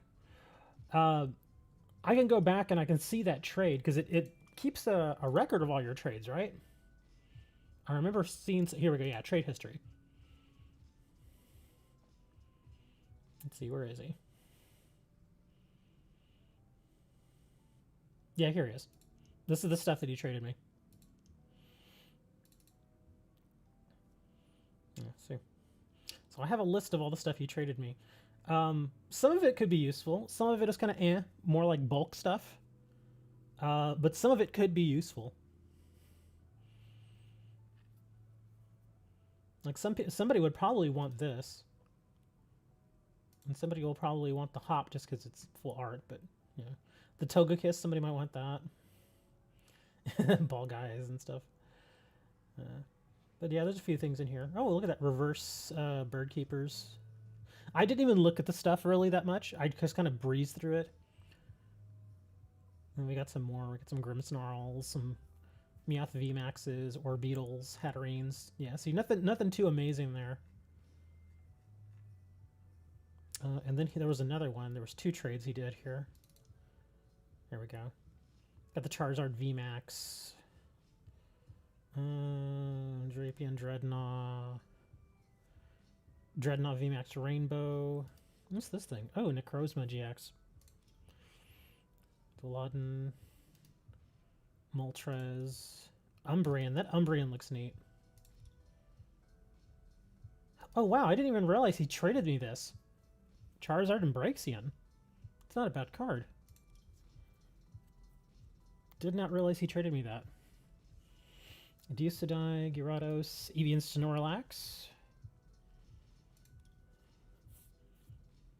Let's see, Lapras, Mewtwo, Espeon, Jiggly and Friends, Pinsir, Wigglytuff, Gengars, some gold stuff. Some Tapu Fini and some Coco. Ho-Ohs.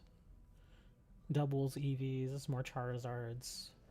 Eevee VMAX. Lunology X. There you go. So yeah, that's all the stuff he traded me. I mean, there's some stuff in there that's usable.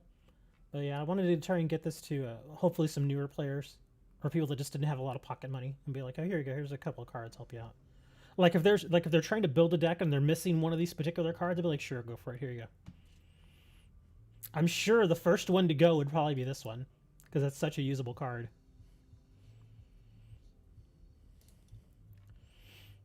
Yeah, those are the cards.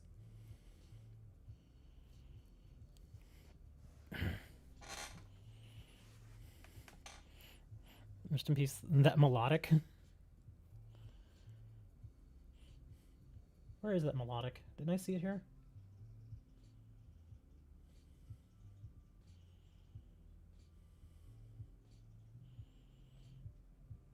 What happened to melodic? Why are you saying that? Is melodic dead?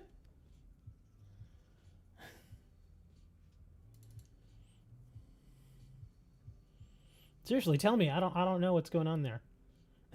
I'm aware of melodic, and I was wanting to breed them, but it doesn't make sense to breed them.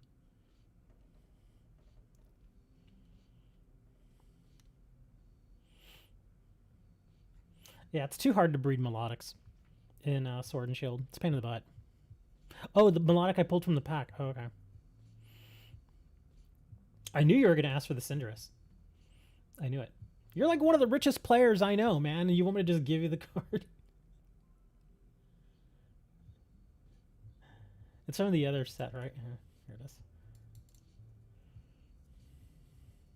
Where's it? Cinderace. It's down here somewhere, right?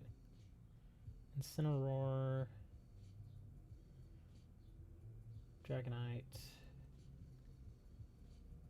Oh, this one. Yeah, I knew you were gonna want that one. That one actually trades really well. That's where we're like, yeah, can I get that card? I don't know, man. Are you gonna keep it or are you gonna trade it?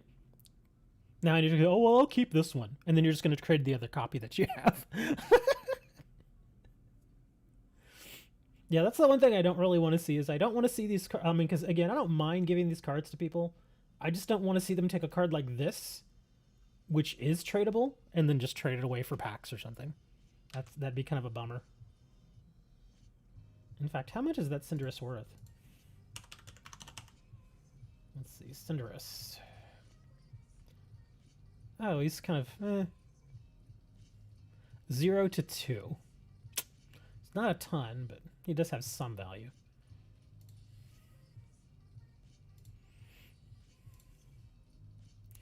And let's see, Gumshoes, Kyurem.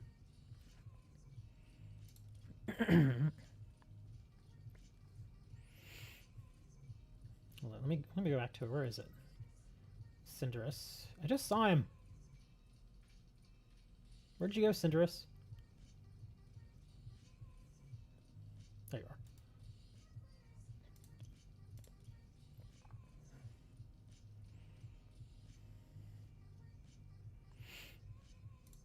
Well, now I have to go look at that melodic again.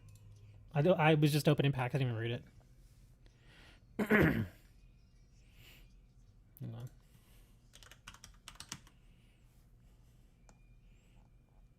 Which one was it again? Was it? Oh, this one right here. Energy Grace.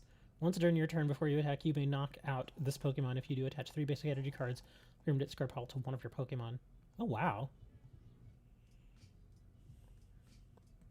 Well, it is banned. I imagine that's... Oh, okay, well, given how old it is, okay, yeah. That actually is pretty amazing. You're giving up a prize card, but you're basically pumping up whatever Pokemon you need to be pumped up at that point. That is a heck of a card.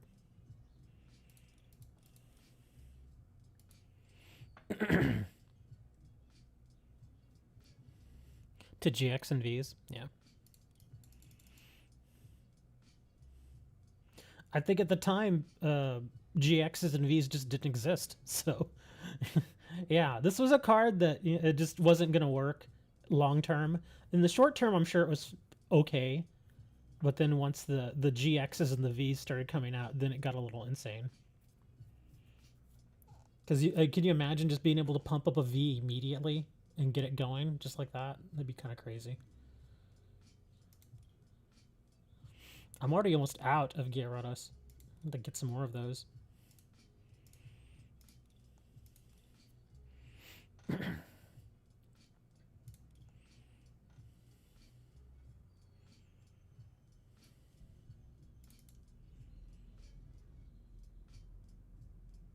Uh, that's gonna be a no from me, buddy.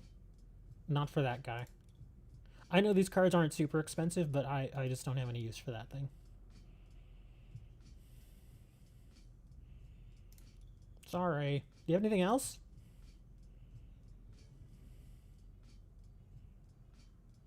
Really? You have nothing marked for trade? Come on, man. You gotta mark some stuff, dude.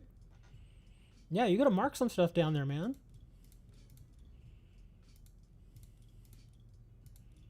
Yeah, I can't even do a counter offer.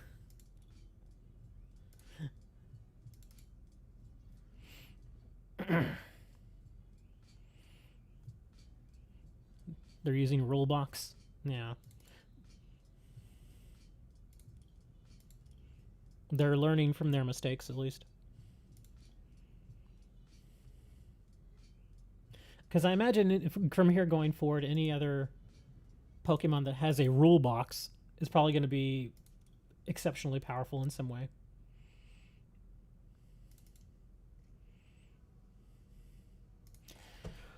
Well, guys, I think I'm done. We've been on the air, on the internet for 3 hours. I'm going to get up and go get some food and probably watch a movie or something. Thanks for hanging out, guys. I'm sorry it took so long to get us back going again. But I already had it in my mind last night. I'm like, I want to do a show. And so that's why as soon as the guys left and they were gone, I was like, let's just do the show. I don't care that it's late. Let's just do it. Tauros. You don't have to offer me anything amazing for it. It's just, okay. I'll trade that Tauros to somebody. But I'll be in Discord if y'all get bored. We'll see what happens Monday. I'm still kind of playing it by ear because I don't know if they're going to be here just beating away on stuff. We'll see. Thanks for hanging out, guys. Eat a potato. Chew on your couch. And maybe go watch some Star Wars or something. Go watch some Star Wars while you eat. Pork chop sandwiches. That's right, man, because they're delicious. You ever had a pork chop sandwich? They're actually pretty good. Strangely enough, pork chop, a little mustard, some pepper. You're like, what? That doesn't make sense. Goodbye.